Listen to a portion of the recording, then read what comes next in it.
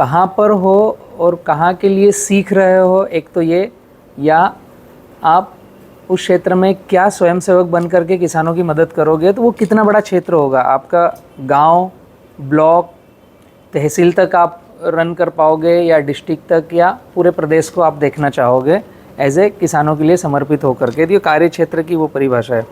अपने कार्य क्षेत्र की मुख्य फसलें, आप जहाँ हो वहाँ की फसलों का विवरण बहुत अच्छा भरा है। ये किनका है? चंद्रभान सिंह।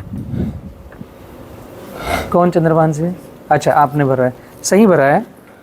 मैं जस्ट आपको जानकारी दे रहा था कि जिसको अगर कोई कन्फ्यूजन हो तो आपकी निर्धारित फसलें, आपके क्षेत्र में कौन सी फसलें हैं और आपकी निर्धारित फसलें की कौन सी आप कर सकते हो। फसल की मुख्य समस्या, आपके क्षेत्र में जो फसलें हैं, आप अगर क्रॉप डॉक्टर बन रहे हो खुद की खेती के लिए, तो आपके खेती में क्या समस्याएं हैं वो लिखना है। और अगर आप क्रॉप डॉक्टर खुद के लिए बनने के साथ में समाज के लिए भी, अगर आप किसानों के लिए भी आगे निकलोगे, तो आपको पता होना चाहिए कि आपके गांव में या आपके तहसील में, आपके ब्लॉक में किसानों की खेती की क्या क्या समस्याएं हैं। पहले समस्या पता चलेगी, तब हम उसका इलाज ढूंढ पाएंगे। इसलिए यहाँ पर कॉलम लिखा है कि फसलों की मुख्य समस्या क्या है, ताकि उन बिंदुओं पर हम काम करें, ना कि ऐसा कि बलराम की क्या रिक्वायरमेंट है या आपकी क्या रिक्वायरमेंट है या किसी और की क्या रिक्वायरमेंट है, उस रिक्वायरमेंट की बात करें। नहीं, फार्मर के खेत में उसकी एक्चुअल समस्या क्या है उस पर हमें बात करना है। हो सकता है कहीं पर चावल हो रहा हो तो उसकी बात करेंगे, कहीं केला हो रहा हो तो उसकी बात करेंगे, कहीं गन्ना हो रहा है तो उसकी बात करेंगे। जिस क्षेत्र के जो क्रॉप डॉक्टर हैं, आप यूपी में 75 डिस्ट्रिक्ट है, 75 डिस्ट्रिक्ट से आप अगर बिलोंग कर रहे हो, तो हो सकता है हर एक ज़िले की अलग अलग प्रॉब्लम्स निकल के आए। तो अब ये ज़रूरी नहीं है कि एक्स क्रॉप डॉक्टर के यहाँ जो प्रॉब्लम है वो वाई क्रॉप डॉक्टर के यहाँ पर हो, या जेड क्रॉप डॉक्टर के यहाँ वही प्रॉब्लम हो। नहीं, सबकी अलग अलग होगी। इसलिए हम खुद को समस्या मालूम होनी चाहिए, ताकि वो समस्या आप किसान पाठशाला तक पहुँचाओ और हम मिल करके उसका फार्मर को सॉल्यूशन दे पाए। अब 8वें नंबर पे जो है, इसमें आप लोगों की योजना हमें चाहिए। मैं इसलिए बतला रहा हूँ कि जिसने दे दिया हो और अगर आप लिखना चूक गए हो तो वापस फॉर्म लेकर आप लिख देना। अभी जब हमारा भोजन का ब्रेक का टाइम होगा, मैं जो बतला रहा हूँ इसमें आप कुछ फॉर्म में भरना चूक गए हो तो फिर से फॉर्म लेकर के भर देना। 8वें नंबर का कॉलम बहुत ही महत्वपूर्ण है कि आपका क्या प्लान है, क्योंकि आपके क्षेत्र में, आपके क्षेत्र के किसानों को, वहाँ की मृदा को, वहाँ के पानी को, वहाँ के वातावरण को आप बेहतर समझते हो। वहाँ के किसानों को कौन सी टेक्निक, कौन सा तरीका एडॉप्शन में अच्छे से इजी होगा, तो वो आपका एक्शन प्लान पूछा गया है कि जो समस्याएं हैं उसका तो हम इलाज करेंगे, लेकिन फार्मरों तक, उनके खेतों तक, उनके दिलों तक हम कैसे पहुँचे, वो आपका तरीका पूछा गया है 8 नंबर पे कि किस तरीके से हम उनसे कनेक्ट हो। बाकी ये नीचे की लाइन सामान्य है, सीखना सिखाना रहेगा। एक सिंपल सा फॉर्म रखा था जो डॉक्यूमेंट्री में रहे और आपकी भावनाएं हमारे तक पहुँचे। इसके साथ एक चीज़ और मैंने आप लोगों को दी है, ये आपके पास होगी शायद, ये वाला पेपर सभी के पास है, ठीक है। इसमें फ्रंट पर है कि बी किसान क्या क्या कार्य कर रहे हैं। ये आपको मेरे से बात करते करते रीड करना है, समझना है। और पीछे जो है, अगर आप काम कर रहे हैं तो आपको अर्निंग क्या आएगी, पीछे वाला पेज है ये अर्निंग का पेज है। आगे का जो पेज है ये हम किसानों को क्या क्या सुविधाएं दे रहे हैं, ठीक है। आपका परिचय मैं लूँगा, बट आपके दिमाग में जिनको, अगर कोई नए भी कुछ आए हैं जो क्रॉप डॉक्टर की ट्रेनिंग नहीं किए हों और शुरुआत अभी यहाँ से करेंगे, तो उनको मैं फर्स्ट इंट्रोडक्शन दे दूँ। जिनके पास नहीं हो यह पेपर वो ले लीजिए, सबके पास होना चाहिए ये। किसके पास नहीं है, ले लीजिए आप।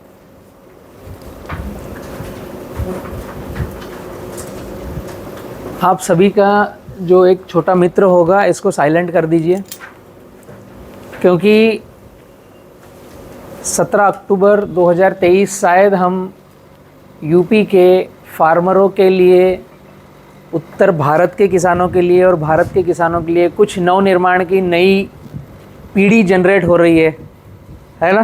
तो थोड़ा सा समय आज का तन और मन से यहीं बैठना है, बाहर निकलने तक शाम को 4 बजे तक हम कोशिश करेंगे क्लोज ले लें। बहुत ही ज़रूरी कॉल हो परिवार का फ़ोन आए तो उठ के बाहर जाकर बात करना है ताकि पास वाला डिस्टर्ब ना हो। अभी आपके पास पेन और पैड भी होगा, जिसके पास नहीं हो वो यहाँ से ले लो, या जो फार्म है उसके पीछे लिखना चालू करो।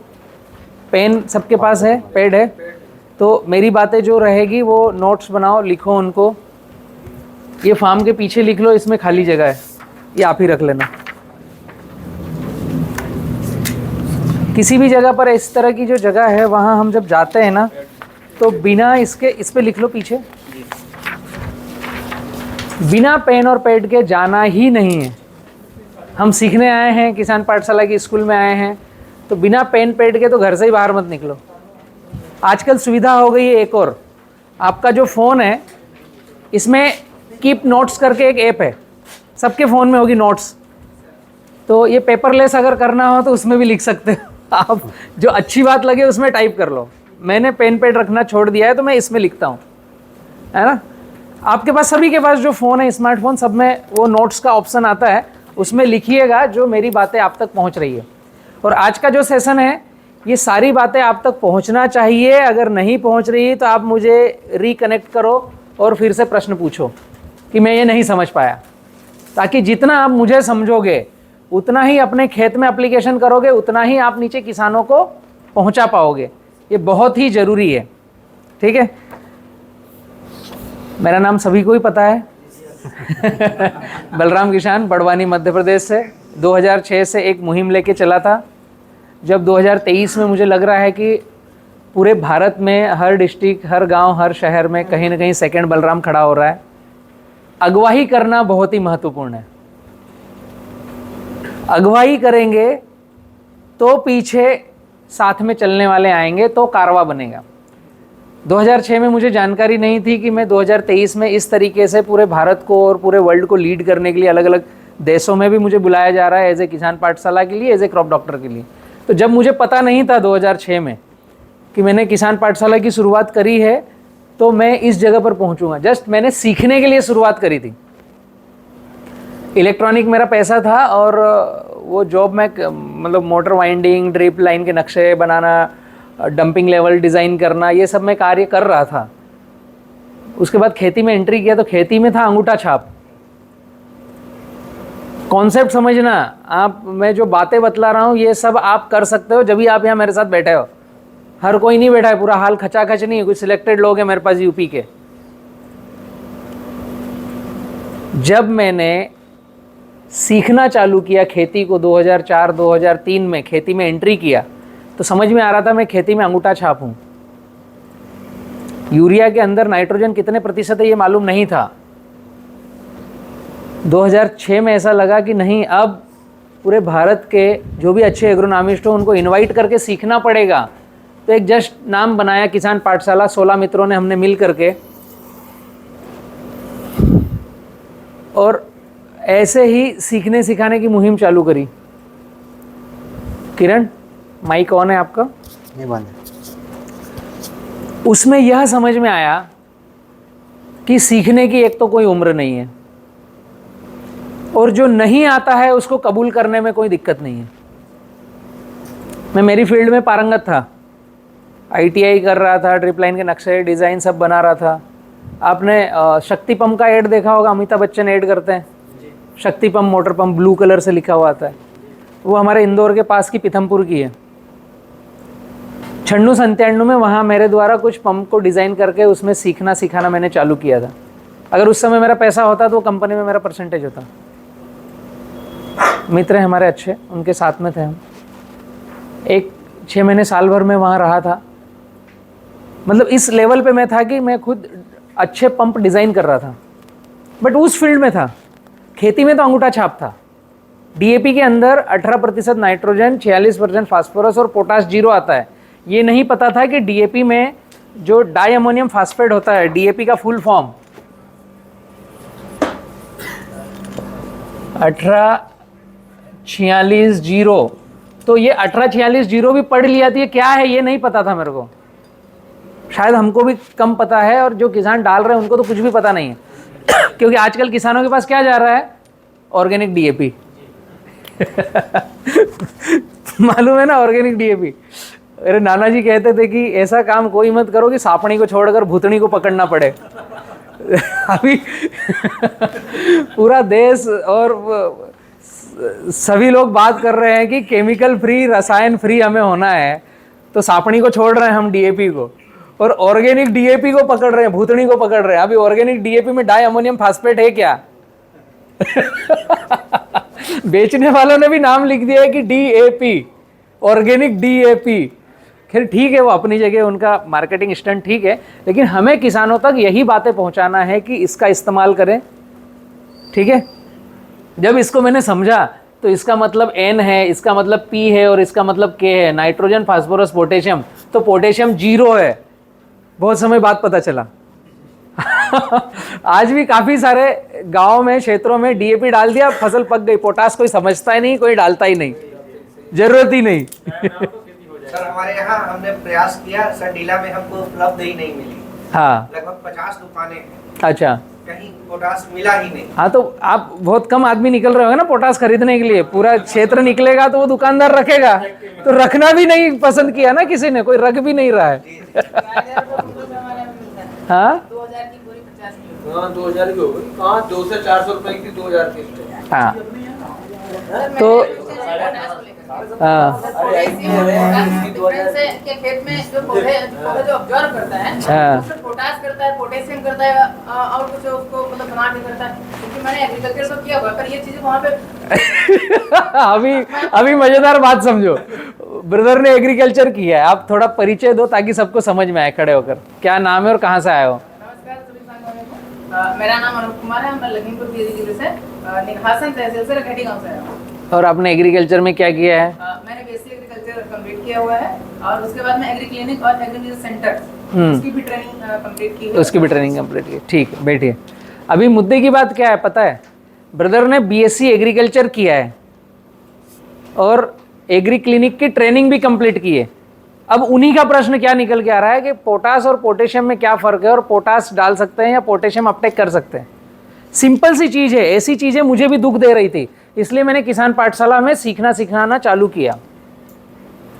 अभी छोटी सी बात है कि जो थैली का नाम है वो है पोटास, उसके अंदर कंटेन है वो है पोटेशियम। कॉन्सेप्ट समझ रहे हो? इसका नाम है मार्कर, इसके अंदर है स्याही। तो जो पीली थैली है उसका नाम है पोटास, वो प्रोडक्ट का नाम है पोटास, उसके अंदर जो कंटेन है वो पोटेशियम है। तो पोटास से कुछ नहीं होता, जो खेत में काम होता है पोटेशियम से होता है। ठीक है, कॉन्सेप्ट समझ में आया? इतनी सी लाइन हम बीएससी एग्रीकल्चर करके बच्चों को नहीं सिखा पा रहे हैं। कहीं ना कहीं मिसमैच है एजुकेशन में। सिंप्लीफाई एग्रीकल्चर एजुकेशन कैसे होती है, इसी को समझकर हमने 2006 में किसान पाठशाला का नया कदम रखा। इतनी टफ लैंग्वेजेस हैं। अभी एग्रीकल्चर करके बच्चा बाहर निकल रहा है तो वो प्रोडक्ट कैसे बेचना है ये उसको पता है, केमिकल लोचा अंदर का पता है कि किसी भी मल्टीनेशनल कंपनी के साथ में काम करना है और हमें 18,000 20,000 से शुरुआत करना है, 50,000 1 लाख महीने तक जाना है। धीरे धीरे हमारी ग्रोथ होगी क्योंकि उस क्षेत्र में उस कंपनी का हम प्रोडक्ट बहुत बिकवाएंगे। ये हमें पता है एग्रीकल्चर की डिग्री लेने के बाद। ये नहीं पता है कि 1 एकड़ में गेहूं कितना बोना है। अनुप कुमार जी सही बता रहा हूं? तो इसी के लिए हम क्रॉप डॉक्टर कर रहे हैं। किसान, मजदूर, कॉरपोरेट, XYZ किसी भी तबके का आदमी, किसी भी उम्र का आदमी यह कोर्स कर सकता है और इसका कोई चार्जेस नहीं है। सिंपल सा आप लोगों ने अटेंड किया होगा तो व्हाट्सएप पर आपको लिंक आई है और वीडियो देखना है और नोट्स बनाना है। उसी में देखते देखते बट एक ही मुद्दा है कि हेडफोन लगा करके सुनना है, नोट्स बनाना है। तो मैक्सिमम सरल भाषा की जो चीज़ें हैं आपको समझ में आएगी कि खेती कैसे करना है। और मुख्य बिंदु है, उन बिंदुओं पर ध्यान देना है। गौण बातें हैं कि फर्टिलाइजर है कि पेस्टिसाइड है कि ये सब गौण है, पर किसान सबसे पहले इनको समझ रहा है। तो पहले आप खुद सीख रहे हो और यही बातें नीचे ग्राउंड तक कन्वे करना है अपनी खेती को कम खर्चे में करते हुए। अब इसका कतई ये मतलब नहीं है कि कसम खा लेना कि ऑर्गेनिक करो। ऐसा कतई मतलब नहीं है कि कसम खा लेना डीएपी खेत में ना जाए। समझ रहे हैं? कम खर्चे में रेसिड्यू फ्री खेती कैसे करें, बस इतना ही मतलब है किसान पाठशाला का। हम जो अन्न पकाएं, पकाने का तरीका, धरती माँ के पास हम कोई केमिकल रसायन ना भेजें, और उससे जो अन्न निकल के आए वो हमारे पेट में जब जाए तो उससे हमें कैंसर ना हो, हमें गर्व हो कि मैंने अच्छा अन्न पकाया है, हमें गर्व हो हम जिसको अन्न बेचें, कॉन्फिडेंस से हम बोल सकें कि हमने जो गेहूं, चावल, मूंगफली, मिर्च, टमाटर आपको दिया है, केला आपको दिया है, वह केमिकल फ्री है। इसी के लिए किसान पाठशाला है। आप सभी जुड़ रहे हो, कनेक्ट हो रहे हो, बहुत अच्छी बात है। इसमें मैं चर्चा चालू कर रहा था ये चीज़ को दिखाने की। कुछ प्रोडक्ट की लिस्ट है अपने पास। यह प्रोडक्ट की लिस्ट आप सभी को पहले पता होना चाहिए कि बी किसान में क्या चीज़ें हैं। किसान पाठशाला पर दिन भर में सेशन लेने वाला हूं, बट आपके माइंड में ये रहेगा तो आप मेरे साथ अच्छे से रन कर पाएंगे। हमारे पास है पौधे, ऊपर का जो ये कॉलम है यह पौधों का कॉलम है, पौधों की संख्या है। हमारे पास पौधे हैं बांस के, 1 नंबर, ये जो रेड लाइन से जो लिखे हैं ना नंबरिंग, इतने आइटम्स हैं अपने पास। 1 नंबर बीके बैम्बू, मतलब बांस का पौधा है, कौन से राज्य में क्या रेट रहेगा ये लिखा हुआ है। बीके बनाना, ब्लू कलर से जो लिखा है वो केले का पौधा है। भारत का सबसे महंगा केले का पौधा है अपने पास बी किसान का, जो सिंगल साइकिल का है। साइकिल पता है आप लोगों को, है ना, उस पर विस्तृत मुझे बतलाने की आवश्यकता नहीं है। टिश्यू कल्चर लैब में पौधा बनता है, 8 साइकिल की उसको स्वीकृति दी गई है गवर्नमेंट ने हर टिश्यू कल्चर को। हम एक ही साइकिल का गठान से बनाते हैं, ये बीके बनाना है, जिसको एक ही बार लगाकर अनेक साल तक उससे आउटपुट लिया जा सकता है। किसान को हम बोल सकते हैं कि अगर आप बीके बनाना ले रहे हो और 100% बी किसान की गाइडलाइन में चलोगे तो आप हमें बताओगे कि इस केले को कितने साल तक रन करना है, उतने साल तक आपके खेत में रन करेगा। 5 साल, 10 साल, 15 साल, 20 साल। 14 साल का प्लॉट मेरे पास है, जिसको देखना हो हम दिखाएंगे। अभी कुछ दिन पहले एक वीडियो ग्रुप में डाला गया था महाराष्ट्र का, जिसको 11 साल हो गए थे, फिर उन्होंने फिर वापस गाइडलाइन ली और फिर उनको 70-30 खेती की टेक्निक बतलाई। वो वीडियो अगर आपने पूरा देखा हो तो उसमें पता चलेगा, या फिर से आप ग्रुप में जाकर देखना। 11 साल का प्लॉट है, महाराष्ट्र का है वो, और उसमें फिर बंची टॉप वायरस आ रहा था और बीमारियां आ रही थी, तो फिर उनको पैटर्न हमने चेंज किया कि आप अभी अपने हिसाब से कर रहे थे, अब 70-30 खेती करो। ये वीडियो है 3 से 4 साल पहले का, जब वो 11 साल का था प्लॉट, अभी 15 साल का हो गया है, और अभी भी वो प्लॉट खड़ा है। उन्होंने 70-30 की टेक्निक उसमें अपनाई और बीमारियां खत्म हो गई, और वो प्लॉट कंटिन्यू चल रहा है।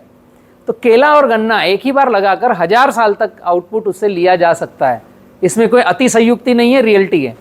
बट पौधे बेचने वालों ने हम तक और किसानों तक ये बात भेजी है कि एक बार पौधा लगाओ, अगली बार लेते ना आए, तीसरी बार फिर से पौधा खरीदो। ये मार्केटिंग स्टाइल है। मैं अगर यहाँ 10 प्रोडक्ट लेके बैठूंगा तो मैं भी बोलूँगा इसको आप कैसे बेचोगे।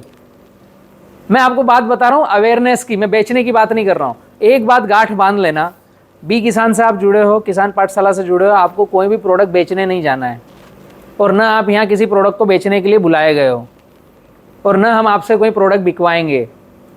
अगर हमारी ग्रुप का भी कोई ऐसा बोलता है तो उसको बोलना रुक भाई, रिलैक्स, चिल मार, भैया ने मना किया है। ठीक है। अवेयरनेस पहचाना है किन चीज़ों की, मैं आपको अवेयरनेस की बात कर रहा हूँ कि बीके बनाना क्या है, ये फार्मर तक पहुँचाना है कि ऐसा भी कुछ हिंदुस्तान में है।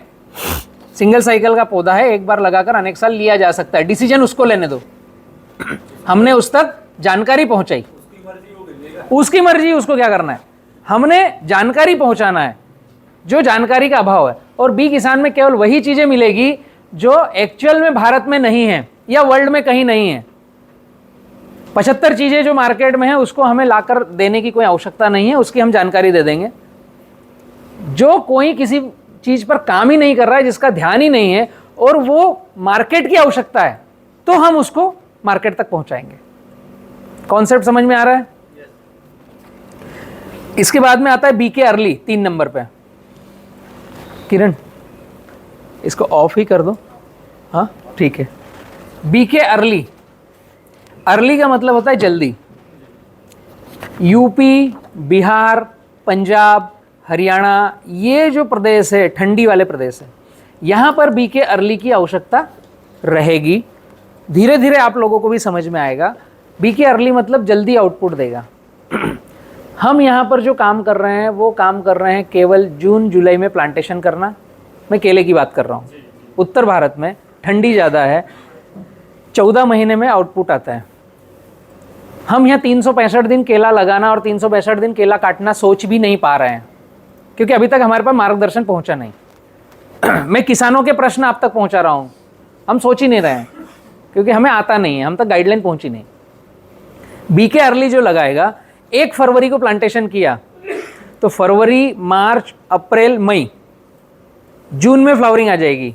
मई और जून में, 5वें महीने में, ऐसे नॉर्मली 6-7वें महीने में फ्लावरिंग आती है। बीके अर्ली लगाएंगे जो जल्दी फ्लावरिंग देने वाला है तो 5वें महीने में, जून में फ्लावरिंग आई।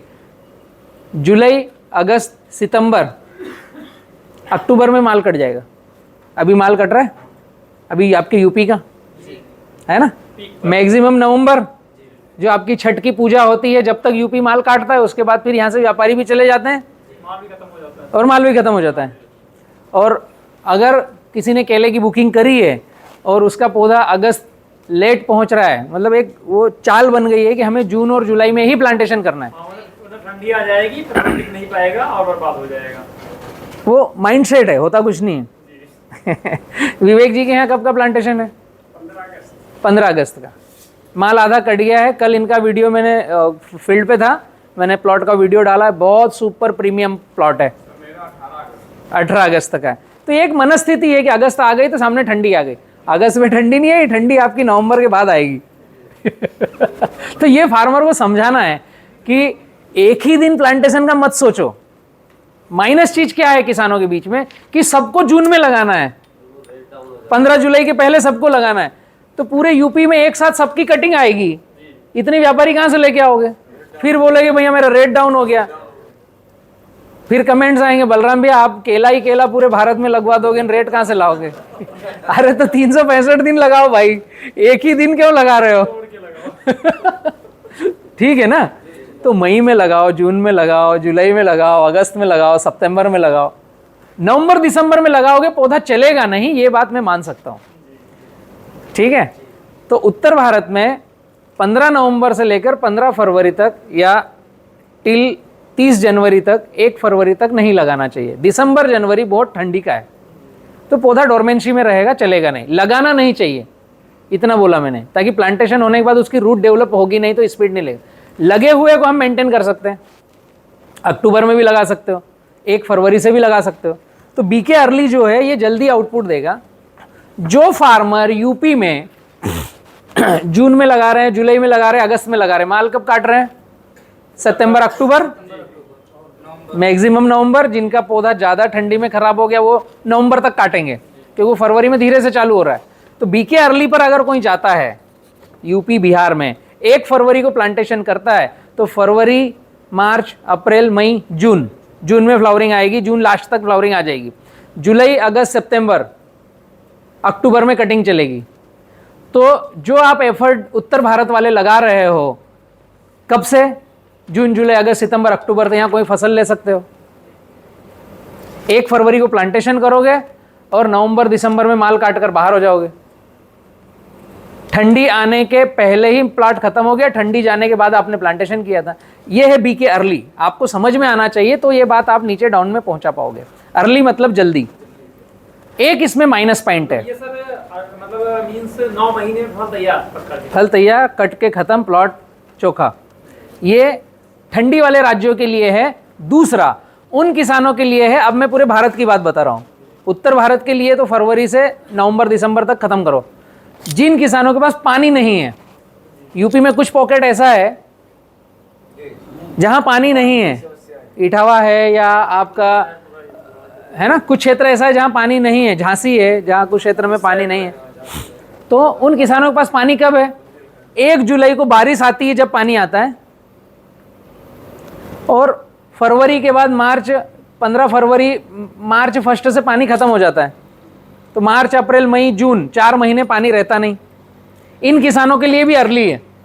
1 जुलाई को प्लांटेशन करेंगे आप, बारिश आने के साथ प्लांटेशन करना है, भले ही पौधा बुला के रख लिया, ये मैं पूरे भारत की बात कर रहा हूँ कि महाराष्ट्र हो, गुजरात हो, यूपी हो, बिहार हो, कहीं भी जिनके पास पानी नहीं है फिर भी केला लगाना है।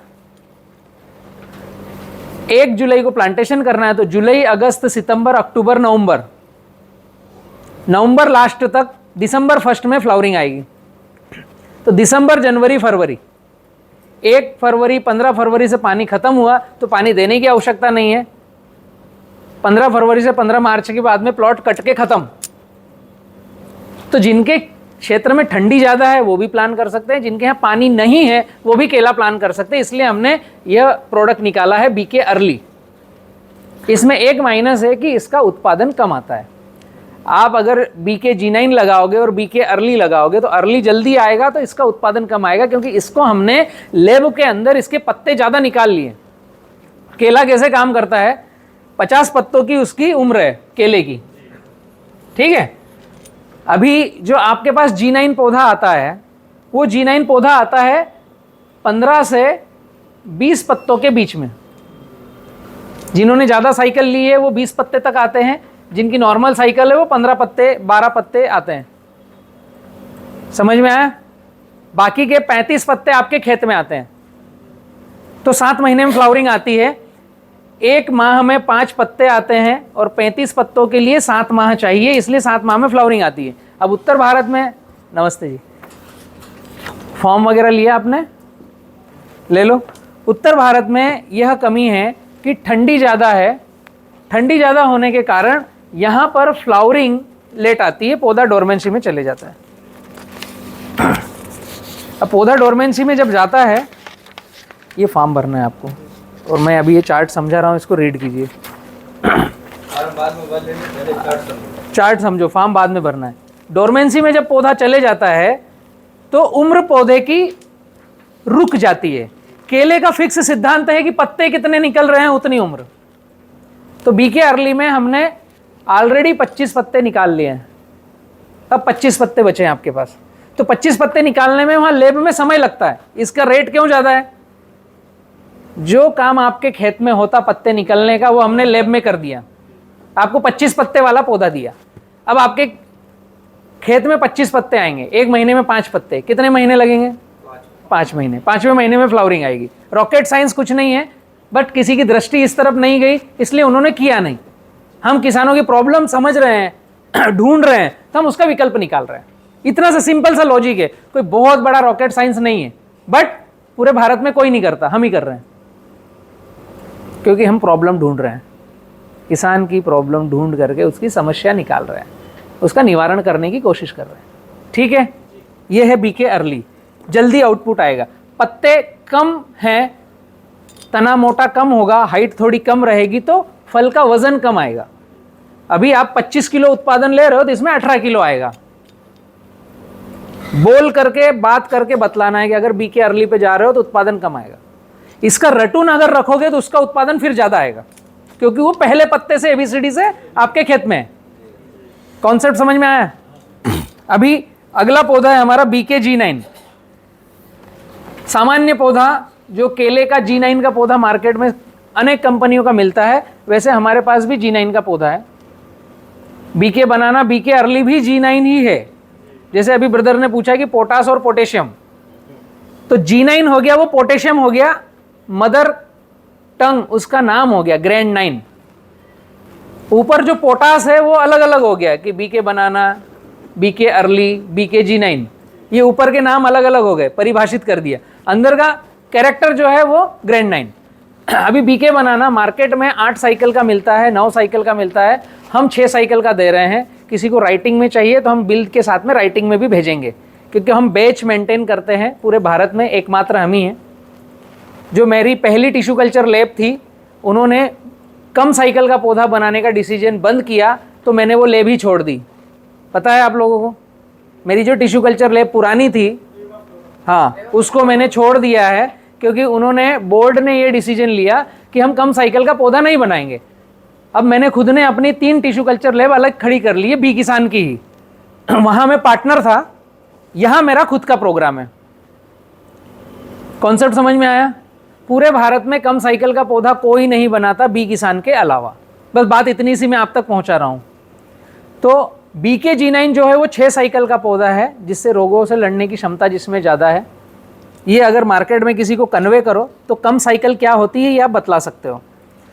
अभी ग्रीन लाइन में जो लिखा हुआ है BK-G9 प्लस, ये हर साधारण किसान तक पहुंचने के लिए बहुत ही अच्छी चीज़ है। ये 4 साइकिल का पौधा है, एक बार लगाकर कम से कम 5 कटिंग 3 कटिंग अच्छे से ले सकते हो। ठीक है, जितनी साइकिल कम होगी उतना रेट बढ़ता है, क्योंकि लैब में इसकी हमें इनिशिएशन ज़्यादा करनी पड़ती है। बोतल में एक छोटा सा क्लोन रखा जाता है, वो 28 दिन में मल्टी होता है और 1 से 3 पौधे बनते हैं। तो 8 बार मल्टी करने पर 1200-1500 पौधे तैयार होते हैं एक क्लम से। अगर उसको 2 से भी आप, मैं उदाहरण बता रहा हूँ, 2 से भी आप अगर डिवाइड करो तो 8 साइकिल से 7 साइकिल पे आओगे तो 1500 से 700, 7 साइकिल से 6 साइकिल पे आए तो 700 का 350। तो जो हमारा BK-G9 है वो 6 साइकिल का है, एक क्लम से 300-350 पौधे बनाकर हम बाहर करते हैं। और रिवर्स हुए BK-G9 प्लस, तो 5 साइकिल में आपके 250-200 पौधे बनते हैं, और 4 साइकिल में आपके 80 से 100 पौधे बनते हैं। तो G9 प्लस जो है वो एक क्लम से 80 से 100 पौधे बनाकर हम बाहर करते हैं, कम साइकिल लेते हैं। तो जब साइकिल कम लेते हैं तो इनिशिएशन के लिए हमें गठाने ज़्यादा रखनी पड़ती है, तो उसमें खर्चा ज़्यादा आता है। जब आप लैब विजिट करोगे तो आपको भी पता चलेगा।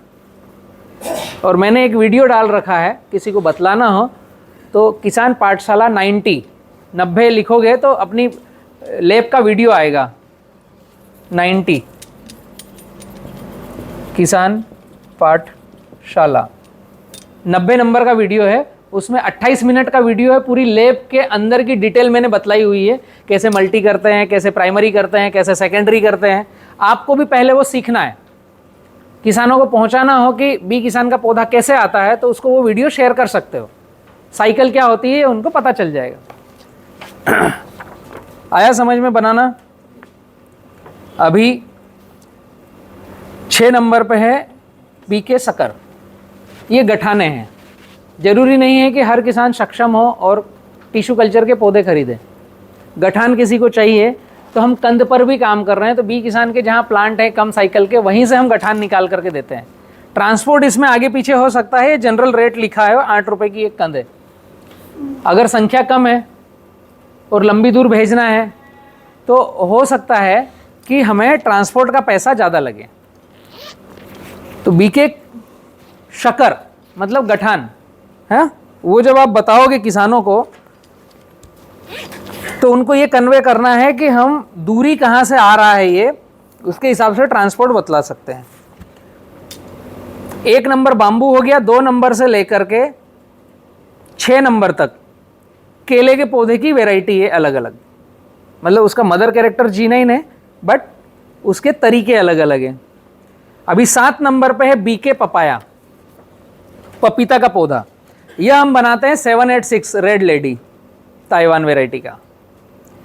पपीता का पौधा महत्वपूर्ण नहीं है, उसमें खेती करने का तरीका महत्वपूर्ण है, जो हम गाइड करते हैं कि 70-30 फार्मिंग से कैसे खेती की जाए। पपीता के सेशन कुछ हैं, मैं आने वाले समय में और नए सेशन लॉन्च करूंगा तो आपके पास वीडियोस आएंगे।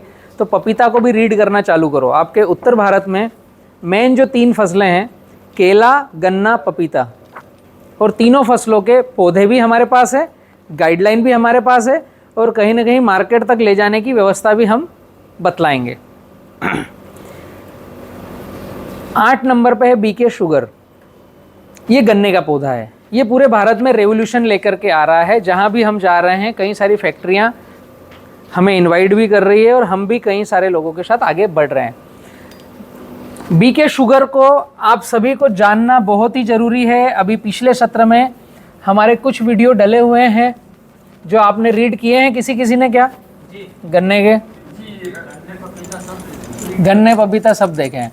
तो गन्ने में अभी आपके यूपी में जो काम हो रहा है, आपके उत्तर भारत में जो काम हो रहा है, वह काम कुछ हद तक ठीक है, संपूर्ण नहीं है। पूरे भारत में गन्ने पर जो काम हो रहा है वो संपूर्ण नहीं है। एक्चुअल गन्ने को चाहिए ग्राफ, डिस्टेंस, कल्ले मेंटेन करने की उसकी विधि, तरीका चाहिए। हम जा रहे हैं वैरायटी पर, हम जा रहे हैं कौन सा खाद डालें, बराबर है। अगर आप भी गन्ना लगाओगे तो आप पहले प्रश्न क्या निकालोगे, कौन सी वैरायटी लगाऊं। सर अभी हाल ही में मतलब मैं करीब 10 किसानों के साथ में चर्चा करके ये शुगर का प्लांटेशन के लिए मैं एकदम रेडी कर चुका था, लेकिन बस लोगों की कंफ्यूजन की वजह से मतलब होता नहीं है कि हाँ किसान इकट्ठा होते हैं तो अलग तरह के भाई 200 पौधे कैसे लगाओगे आप, 250 पौधे में क्या गन्ना क्या दे देगा, कुछ नहीं होगा यार, पैकेट उन लोगों ने पैसा भी इनको दे दिया 3 रुपए के हिसाब से, बुकिंग मैंने रॉ नहीं ली थी। बाद में इसके लिए क्या करना पड़ेगा, आप जितने हैं फार्मर, आपकी भी कुछ न कुछ खेती होगी, तो पहले अपने खेतों में कुछ लगाएंगे, कुछ हम डेमो के प्लाट लगाएंगे। पहले पूरे 75 जिलों में एक एक प्लाट लगेगा, किसान उसको आकर देखेगा तो दिमाग में जाएगा। हमने मध्य प्रदेश और गुजरात में ये काम कर लिया है। डेमो के R&D प्लाट के मैंने वीडियो भी भेजे हैं काफ़ी सारे, 2244 है ना, ऐसे कई सारे वीडियो, 2228, उसमें पूरा R&D का दे रखा है गन्ने का। हाँ, तो हम यूपी में भी उसके ट्रायल चालू करेंगे। कॉन्सेप्ट आपको समझ में आना चाहिए जो मैं बतला रहा हूँ। गन्ने में हमें 1 एकड़ में 43,560 स्क्वायर फीट में 43,560 कल्ले हमें रखना है, सूट रखना है। 1 स्क्वायर फीट का 1 गन्ना होना चाहिए जिसको हम 2 किलो का वजन देंगे, बस ये कॉन्सेप्ट खत्म, एंड गेम, लास्ट गेम। उसको करना कैसे है वो तरीका है खेती का, कि 1 स्क्वायर फीट में 1 गन्ने का पेड़ सूट चाहिए। तो 43,000 स्क्वायर फीट 1 एकड़ जमीन आती है, तो 43,000 उसमें गन्ने होना चाहिए। हमारे खेत में 1.5 लाख गन्ने, हमारे खेत में 2 लाख गन्ने हैं, तो वो पतले पतले रहेंगे कांडी जैसे। और जब घनत्व ज़्यादा रहेगा तो बाहर की बाउंड्री पर हमें मोटा तगड़ा हरा भरा दिखेगा, जैसे ही अंदर जाएंगे पतले पतले सूखे हुए दिखेंगे, वो चरी जैसा दिखेगा, आउटपुट उसका आएगा नहीं। हमारे यहाँ लपेटे हुए नीचे ऊपर जमीन में बड़े, उनको चूहे खाना शुरू कर दिया। वो चूहे खाना चालू करेंगे तो फिर वो आपका आउटपुट कम आएगा। तो गन्ने में हम लेकर के आ रहे हैं 3 क्लम 14 सूट। ये जो गन्ने का पौधा आएगा ट्रे में आएगा, इसके 3 क्लम्प रहेंगे, 3 सूट वाला पौधा देंगे और 14 आंखें रहेगी।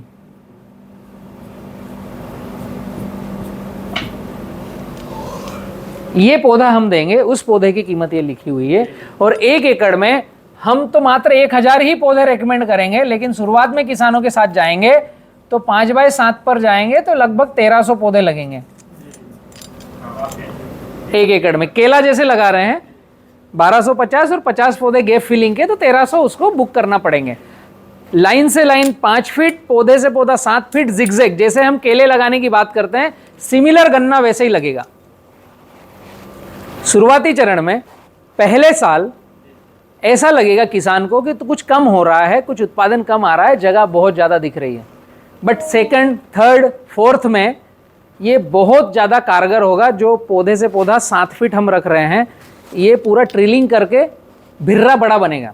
जैसे रिंग पिट मेथड आपने देखी होगी ना, रिंग पिट मेथड का सिमिलर है, लेकिन रिंग पिट मेथड में बहुत ज़्यादा बीज लगता है। 10 क्विंटल हो जाता है?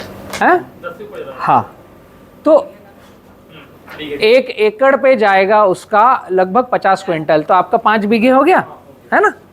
इसमें हम 1000 पौधे की बात कर रहे हैं, उसमें आप 50 क्विंटल की बात कर रहे हैं। कितना फर्क है, मतलब हम यहाँ की बात कर रहे हैं, यहाँ पर काम हो रहा है। और साथ में चार्जेस, लेबर चार्जेस काटना, तो वो तो अब 50 क्विंटल गन्ना घीस के लाओ, काटो, लगाओ, उसके लिए मशीन से ड्रिल करो, है ना, मशक्कत बहुत ज़्यादा। तो ये सारी मेहनत हम फार्मर की बचाना चाहते हैं, किसान खर्च आधा, उत्पादन ज़्यादा करना चाहते हैं, इसलिए यह पौधे की रेंज हमने रखी है। इस तरह के हमारे पौधे हैं, फालतू जो कुछ काम के नहीं है उन पौधों की हमको कोई आवश्यकता नहीं है। कॉन्सेप्ट समझ में आया, हमारे पौधे की रेंज क्या है, हम क्या कर रहे हैं। अभी इसके नीचे आएगा तो प्रोडक्ट लिस्ट मिलेगी आपको। पौधे समझ में आ गए। 2nd नंबर पे है प्रोडक्ट। 9 नंबर में रेड लाइन से लिखा है वाइसेनोमेटा। वाइसेनोमेटा का परिचय देना है आप लोगों को। सुक्रोज और गो अर्क है उसके अंदर, और बहुत ही कमाल की चीज़ है।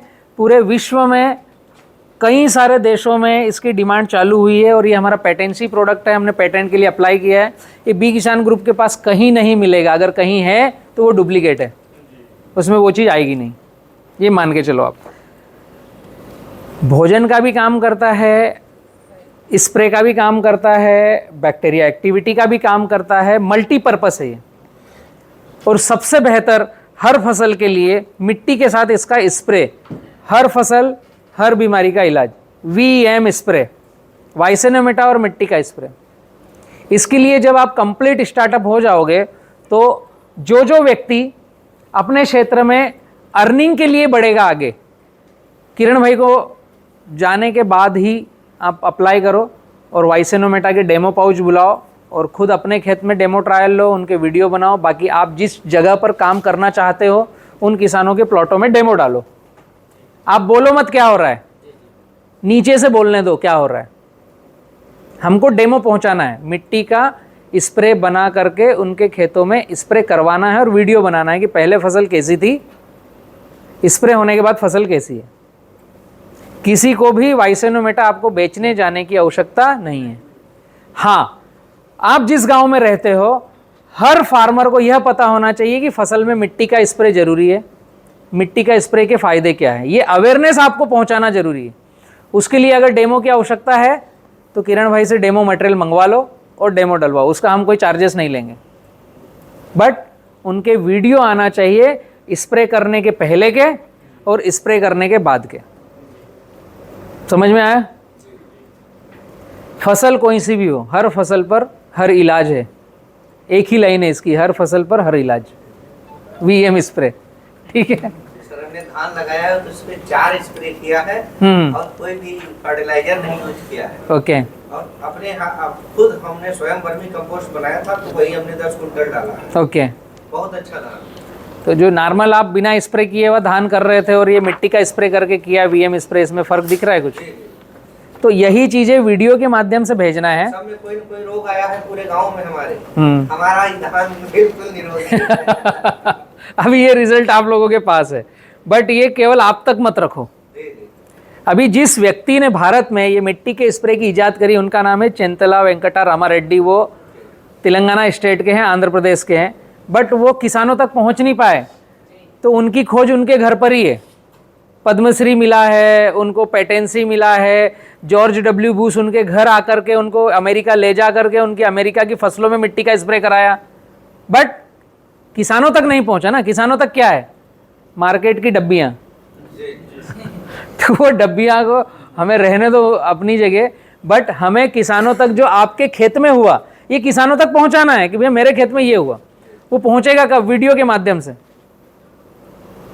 दूसरा कोई माध्यम ही नहीं है। वीडियो के माध्यम से मैक्सिमम हम जो कर रहे हैं वो पब्लिक तक पहुंचा सकते हैं। हम रहें या ना रहें, ये वीडियो ये डेटा रहेगा, लाइफ टाइम रहेगा। ठीक है? तो जो आपको रिजल्ट मिला है कोशिश करें कल उसका वीडियो बनाकर भेज दें। जाकर पहला काम ये करें कंपैरिजन का कि हमने इतनी बार मिट्टी का स्प्रे किया और पड़ोस में आजू बाजू नहीं किया है, तो ये बीमारियां हैं और ये हमें फ़ायदा है। आपके स्वयं के जो अनुभव है वो, और जब वाइसेनोमेटा पर आप काम करोगे तो पब्लिक के बीच में आप जितने क्षेत्र में काम करो, अगर आपने सोचा है, इसमें कोई ऐसा व्यक्ति है जो तहसील में काम करना चाह रहा है? तहसील में मतलब क्रॉप डॉक्टर आप तहसील तक करेंगे, डिस्ट्रिक्ट तक जाएंगे? नहीं, मैं एक उदाहरण किसी का एक पूछना चाह रहा था। कौन सी तहसील है आपकी? औरैया। औरैया तहसील में कितने गांव हैं? एक तहसील में लगभग 80-70 गांव होते हैं, है ना? एक उदाहरण के लिए 100 गांव हैं आपकी औरैया तहसील में। ठीक है, हाथ नीचे कीजिए। ब्लॉक में होते हैं, एक तहसील में 2-3 ब्लॉक होते हैं। ओके, एक तो ब्लॉक में 70 से 80 गांव होते हैं। अच्छा, 7 दून 14, 7 त्रिक 21, लगभग 210 गांव हैं। एक तहसील में 4 से 5 ब्लॉक हो जाते हैं। एक तहसील में 4 से ब्लॉक, तो लगभग 250 गांव होंगे आपके, एक एवरेज में मानता हूं। तो 250 गांव में आप आगे किसानों की सेवा करना चाहते हो, क्रॉप डॉक्टर बन के जाना चाहते हो, तो कम से कम एक गांव में एक डेमो आपकी तरफ से डलना चाहिए। मैं उदाहरण बतला रहा था कि आप जो व्यक्ति जिस जगह पर जितनी दूर पहुंचना चाहते हो, उससे होगा क्या? आपको केवल शुरुआत में मेहनत करनी है, जा करके प्रॉपर खड़े होकर के उनका गड्ढा सही से गाइडलाइन करके 5 फीट खुदवाना है, उसकी पाली बनवाना है, ढकने की प्रोसेस बतलाना है ताकि बाद में उस गड्ढे से मटेरियल निकाल ले, 20 किलो मिट्टी डलवा करके एक घोल पूरा बनवाना है, तीसरे दिन जाकर के उनकी फसलों में स्प्रे कराना है। और पहले एक स्प्रे से रिजल्ट नहीं दिखेगा, 1 2 3 स्प्रे होंगे तो चौथी बार में वो खुद बोलेगा कि हाँ जिसमें नहीं किया और जिसमें किया ये फ़र्क है। तो आपकी एक तहसील में आप बढ़ना चाहते हो तो हर तहसील के हर गांव में कम से कम एक किसान, 10 हो सकते हैं, मिनिमम एक किसान को आपकी तरफ से डेमो जाना चाहिए और वो डेमो किसान पाठशाला ग्रुप बी किसान को बोलेगा, वो फ्री में आपको अवेलेबल कराएगी। बट आपको जाकर के किसान के पास खड़े होकर के कराना है। तो जब उस गांव में डेमो डलेगा, तुअर की फसल में डाला, बैंगन में डाला, चावल में डाला, गेहूं में डाला, वो जो फसल हो उसमें डालो और हर गांव में अलग अलग फसल में डालो ताकि आपके वीडियो अलग अलग बने। उससे होगा क्या, एक तो उस गांव में ओटला पार्टी पे बात होना चालू होगी कि ये कोई पागल आया है जो मिट्टी का स्प्रे करा रहा है ना, पहले बात यही होगा। तो आप अपनी तहसील में पागल के नाम से घोषित हो जाओगे और वो हमें चाहिए, ठीक है, हमें वही चाहिए कि कोई तो एक पागल निकला है, हम पागलों की बस्ती बनाएंगे, ठीक है। एक्चुअली जैसे ही मिट्टी की स्प्रे की बात होती है, अभी तक किसी को जानकारी नहीं है, मालूम नहीं है, तो वो हंसी का पात्र है, तो हमें कोई दिक्कत नहीं है। बट जब रिजल्ट आएगा, एक वो किसी ने कहा है ना कि बदनाम होंगे तब भी नाम होगा, तो हमें तो मिट्टी की स्प्रे का नाम कराना है, उसमें भले हमारा नाम भी जुड़ जाए। तो हर गांव में एक डेमो डलवाना है, तो वहाँ बातचीत चालू होगी कि यार कोई एक व्यक्ति है जो मिट्टी के स्प्रे की बात कर रहा है, वो खुद एक जिसके यहाँ डलाया, जिस किसान के यहाँ आपने बैंगन में मिट्टी का स्प्रे डलाया, उसके यहाँ जहाँ से बेटी आई है उनके ब्याही तक बात चली जाएगी, उसकी बेटी जहाँ गई है वहाँ भी बात चली जाएगी। तो ये 2 घर तो फिक्स हो गए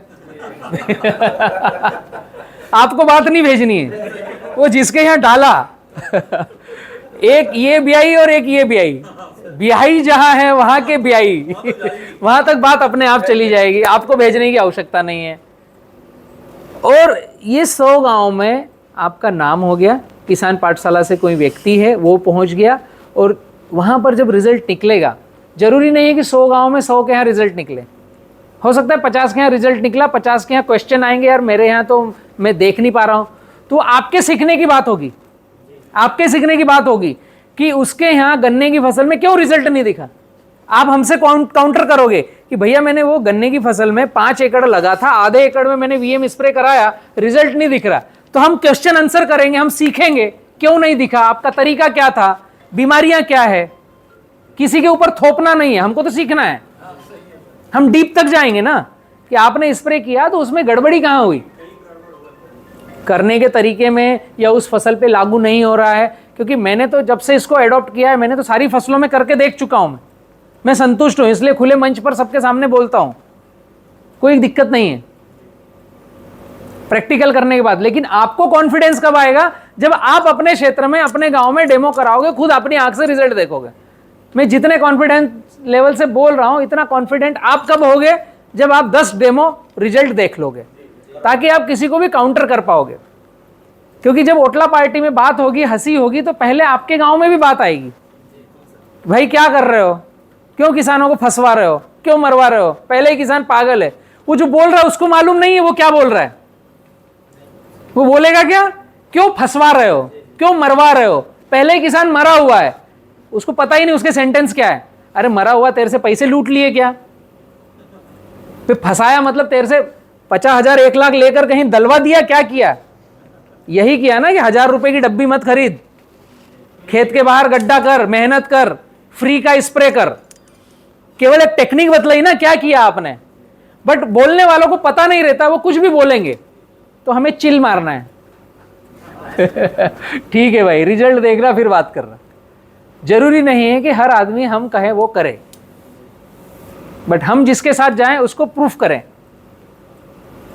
कि ये सही है, हम भी सीखें, और जिनमें दिक्कतें आए उनसे हमसे शेयर करें, ताकि हम भी रिसर्च करें कि उसमें और बेहतर क्या किया जा सकता है।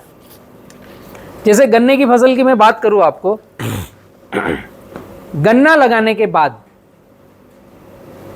पौधे की बात कर रहा हूं, गन्ने का पौधा लगाने के बाद हर 7 दिन में केवल वीएम स्प्रे करना है और कुछ नहीं करना है। 400 क्विंटल प्रति एकड़ का मेरे से लिखवा लेना उत्पादन। पानी देना है, वीएम स्प्रे करना है, और उसके कल्ले की टॉपिंग कैसे करना है, ट्रिलिंग कैसे करना है, मिट्टी कब लगाना है, ये तरीका। केवल वीएम स्प्रे 7-7 दिन में करना है। इसके अलावा गन्ने में कुछ भी नहीं करना है। 400 क्विंटल प्रति एकड़ का मेरे से राइटिंग में ले लो। ये मैंने किया है तो मैं कॉन्फिडेंट लेवल से बोल सकता हूं। ऐसे बैंगन में बहुत ज्यादा इल्ली आती है, व्हाइट फ्लाई आता है। आपके यूपी में काफी लोग बैंगन में स्प्रे कर रहे हैं वीएम स्प्रे मिट्टी का, काफी रिजल्ट है। बैंगन में इल्ली नहीं दिखती है, ऊपर घूमती है, बैंगन के अंदर नहीं है। 2000 रुपए का कोठी का घोल बना करके जो फार्मर डाल रहा है उसको एक बार आप रिजल्ट दे दोगे ना 200 रुपए का, ये 200 ही रुपए हुआ ना। 200 ग्राम वाइसोनोमेटा 200 ही रुपए का हुआ। 2000 का ड्रम 200 रुपए में आप कन्वर्ट कर दोगे, वो जय मनाएगा, आपकी पूजा करेगा वो फार्मर। हमें पूजा करानी नहीं है, उसका खर्चा कम कराना है। और इस मुहिम से एक ही काम होगा केवल, हम 2 पैसे कमाएंगे वो सेकेंडरी बात है, बट मुद्दा क्या है, ये रेवोल्यूशन में मिट्टी की स्प्रे का क्यों लाना चाह रहा हूं कि कैंसर फ्री हमारे अन्न बाहर निकलेंगे, वेजिटेबल कैंसर फ्री निकलेंगे। आपने चावल लगाया वो कैंसर फ्री निकलेगा। बीकानेर से भटिंडा तक जो कैंसर ट्रेन चल रही ना, वो हम यूपी में नहीं खोलें। आने वाला दिन दूर नहीं है कि हर 10वें घर तो अभी यूपी में कैंसर बीमारी है, हर तीसरे घर ना हो। आप झांक कर देखो, हर 10वें 15वें घर कोई ना कोई गंभीर बीमारी है ना। तो वो बढ़े ना। एक रेवोल्यूशन क्रॉप डॉक्टर ट्रेनिंग में क्यों कर रहा हूं कि नीचे ग्राउंड तक आप हर जगह तक पहुंचाओ। कम से कम खुद के खेत में करो। 1500 किलोमीटर दूर गाड़ी चला के आना, ये होटल लेना, खाना भी खिलाना, फ्री में 90 दिन क्रॉप डॉक्टर भी कराना, और जो बेस्ट करके निकलेगा उसको 1 लाख रुपए का इनाम भी देना, है ना। ये सब प्रक्रिया मैंने कर रखी है।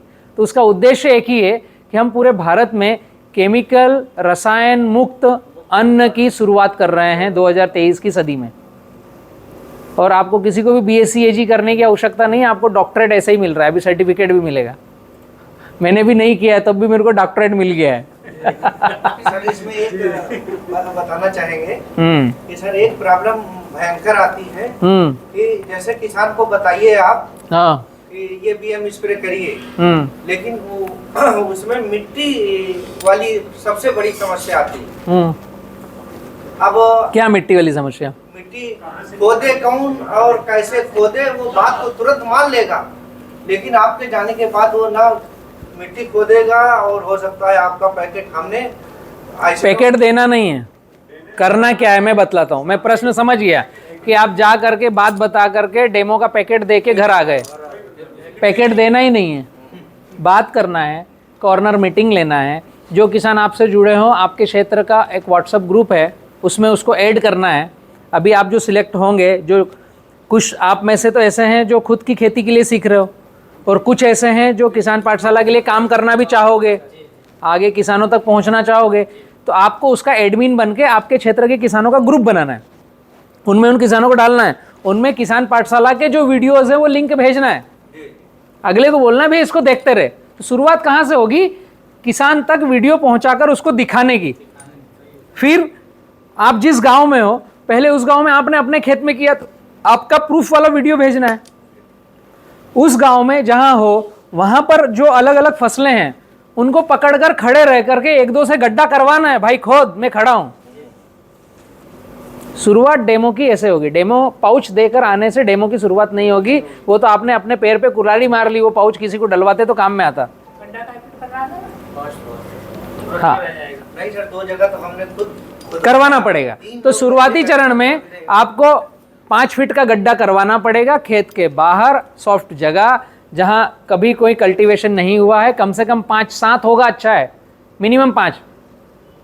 उसको ढकने की विधि, ये सारी प्रोग्रामिंग के वीडियो बनाना पड़ेंगे। आपको बदनाम होना पड़ेगा तो ही नाम होगा, तो आपकी सुनना चालू करेंगे। अभी तक आप सिंगल निकले हो, अब आज के बाद से क्या करोगे? आप इस बैनर के साथ निकलोगे। आपके साथ में किसान पाठशाला का बैनर होगा, ठीक है। यह बैनर आपके साथ चलेगा। जब आपके वीडियो यूट्यूब पर रहेंगे, वो आपका उत्तर प्रदेश ही नहीं पूरा भारत देखेगा, उसमें आपका नंबर जाएगा। तो जरूरी नहीं कि आपको यूपी के किसान आपका पड़ोसी नहीं सुनता हो, लेकिन और भी पब्लिक सुनेगी, आपके पास फ़ोन भी आएंगे, चर्चा भी होगी। मतलब आप ये सोच समझ करके वीडियो बनाना कि आप जब पब्लिश होगे तो आपके पास किसानों के फ़ोन आएंगे, आपको समय उनको देना पड़ेगा। जिस व्यक्ति को ऐसा लगता हो कि मुझे फ़ोन कोई ना करे तो उसको वीडियो बनाने की ज़रूरत नहीं। वीडियो बनाया भी तो उसमें नंबर डालने की ज़रूरत नहीं। फिर आप हमें बतला देना कि भैया मेरा नंबर मत डालो, क्योंकि फ़ोन पर किसी ने देखा, आपको अच्छा लगा तो आपको फ़ोन करेगा, फिर आपको थोड़ा सा समय उसको देना पड़ेगा। ये राष्ट्र के प्रति समर्पण का काम है। अपनी खेती करते हुए दूसरों का कुछ सपोर्ट कर सकते हो तो ही उसमें मोबाइल नंबर देना। अगर आप चाहते हो कि मैं मेरी ही खेती करूं तो फिर आपका मोबाइल नंबर देने की ज़रूरत नहीं, केवल वीडियो भेज दो, तो देखने से तो पता चलेगा। ये बाद में होता है, क्योंकि मैं अलग अलग राज्यों में क्रॉप डॉक्टर की ट्रेनिंग ले रहा हूं, तो गुजरात के एक दो मित्रों का मेरे पास आया था रिप्लाई कि भैया वो वीडियो में मेरा नंबर है, मेरे पास अब बहुत सारे फ़ोन आ रहे हैं। तो भैया आएंगे फ़ोन, नंबर क्यों दिया है ना। तो ये सोच समझ कर आपको भी करना है। बट आप यहाँ तक आए हो तो मुझे पता है कि कुछ ना कुछ आप फार्मर के लिए चाहते हो कि अच्छा हो। वाइसेनोमीटर समझ में आया आपको? 9 नंबर पे, 10 नंबर पे पोटेशियम ह्यूमेट है ना, बहुत काम की चीज़ है, बहुत अच्छा प्रोडक्ट है, बट इसकी प्योरिटी और श्योरिटी मार्केट में कितनी मुझे पता नहीं है। इसलिए बी किसान ग्रुप जो इंपोर्ट करता है उसको रीपैकिंग करके डायरेक्ट बेच रहा है। इसके फ़ायदे आपने भी देखे होंगे, एक वीडियो बना है 10/21 पोटेशियम ह्यूमेट, पूरा मेरा लेक्चर है उसमें। किसी को समझाना हो पोटेशियम ह्यूमेट क्या है, ये ईसी पर काम करता है, इलेक्ट्रिक कंडक्टिविटी पर काम करता है, जो नीचे फील्ड में फर्टिलाइज़र पड़ा है उसको अपटेक कराता है, और बहुत ही सस्ता है। 200 ग्राम आएगा 100 रुपये का। 1 एकड़ के लिए 100 रुपया काफ़ी है। ये भट्टी खाद में बहुत अच्छा काम करता है, किसान का खाद बचाने में काम करता है। भट्टी खाद का वीडियो देखा है आपने? उसमें बहुत अच्छा काम करता है कि 50 किलो अगर खाद है तो 50 ग्राम पोटेशियम ह्यूमेट लेना है। कोई फार्मर अगर अपने खेत में 2 बोरी खाद डाल रहा है तो उसको बोलना है 1 बोरी डाल, तो उसका खाद आधा हो गया, 1 बोरी हो गया। अब उसमें 1 बोरी खाद ले रहा है 50 किलो, तो 50 ग्राम वाइसेनोमेटा, 50 ग्राम पोटेशियम ह्यूमेट, 50 ग्राम वाइसेनोमेटा और 10 ग्राम पोटेशियम फुलवेट और 3 गुना मिट्टी। 50 किलो खाद है तो 150 किलो मिट्टी का मिश्रण लेकर के नीचे प्लास्टिक, ऊपर प्लास्टिक से ढक करके 3 दिन रखना है। 3 दिन बाद खोलना है, रात में फुडार दो ताकि गैस निकल जाए, फिर हल्की नमी करके फिर 3 दिन बंद कर दो। तो ये जो भट्टी खाद का रिजल्ट उस किसान को आएगा वो हमेशा आपको याद रखेगा। ये मिट्टी तो कहीं भी खेत में से ले लो, गोबर दोनों का इस्तेमाल कर सकते हो। आप गोबर भी ले सकते हो, मिट्टी भी ले सकते हो, आपके पास कोई कंपोस्ट खाद हो तो वो भी ले सकते हो, गोबर मिट्टी मिक्स भी ले सकते हो, जो आपके खेत की मिट्टी हो वही लेना है। गोबर के साथ बना के खेत लगाया था, धान के खेत में लगाया था, बढ़िया मतलब आया है। कंपोस्ट खाद कोई सा भी ले सकते हो।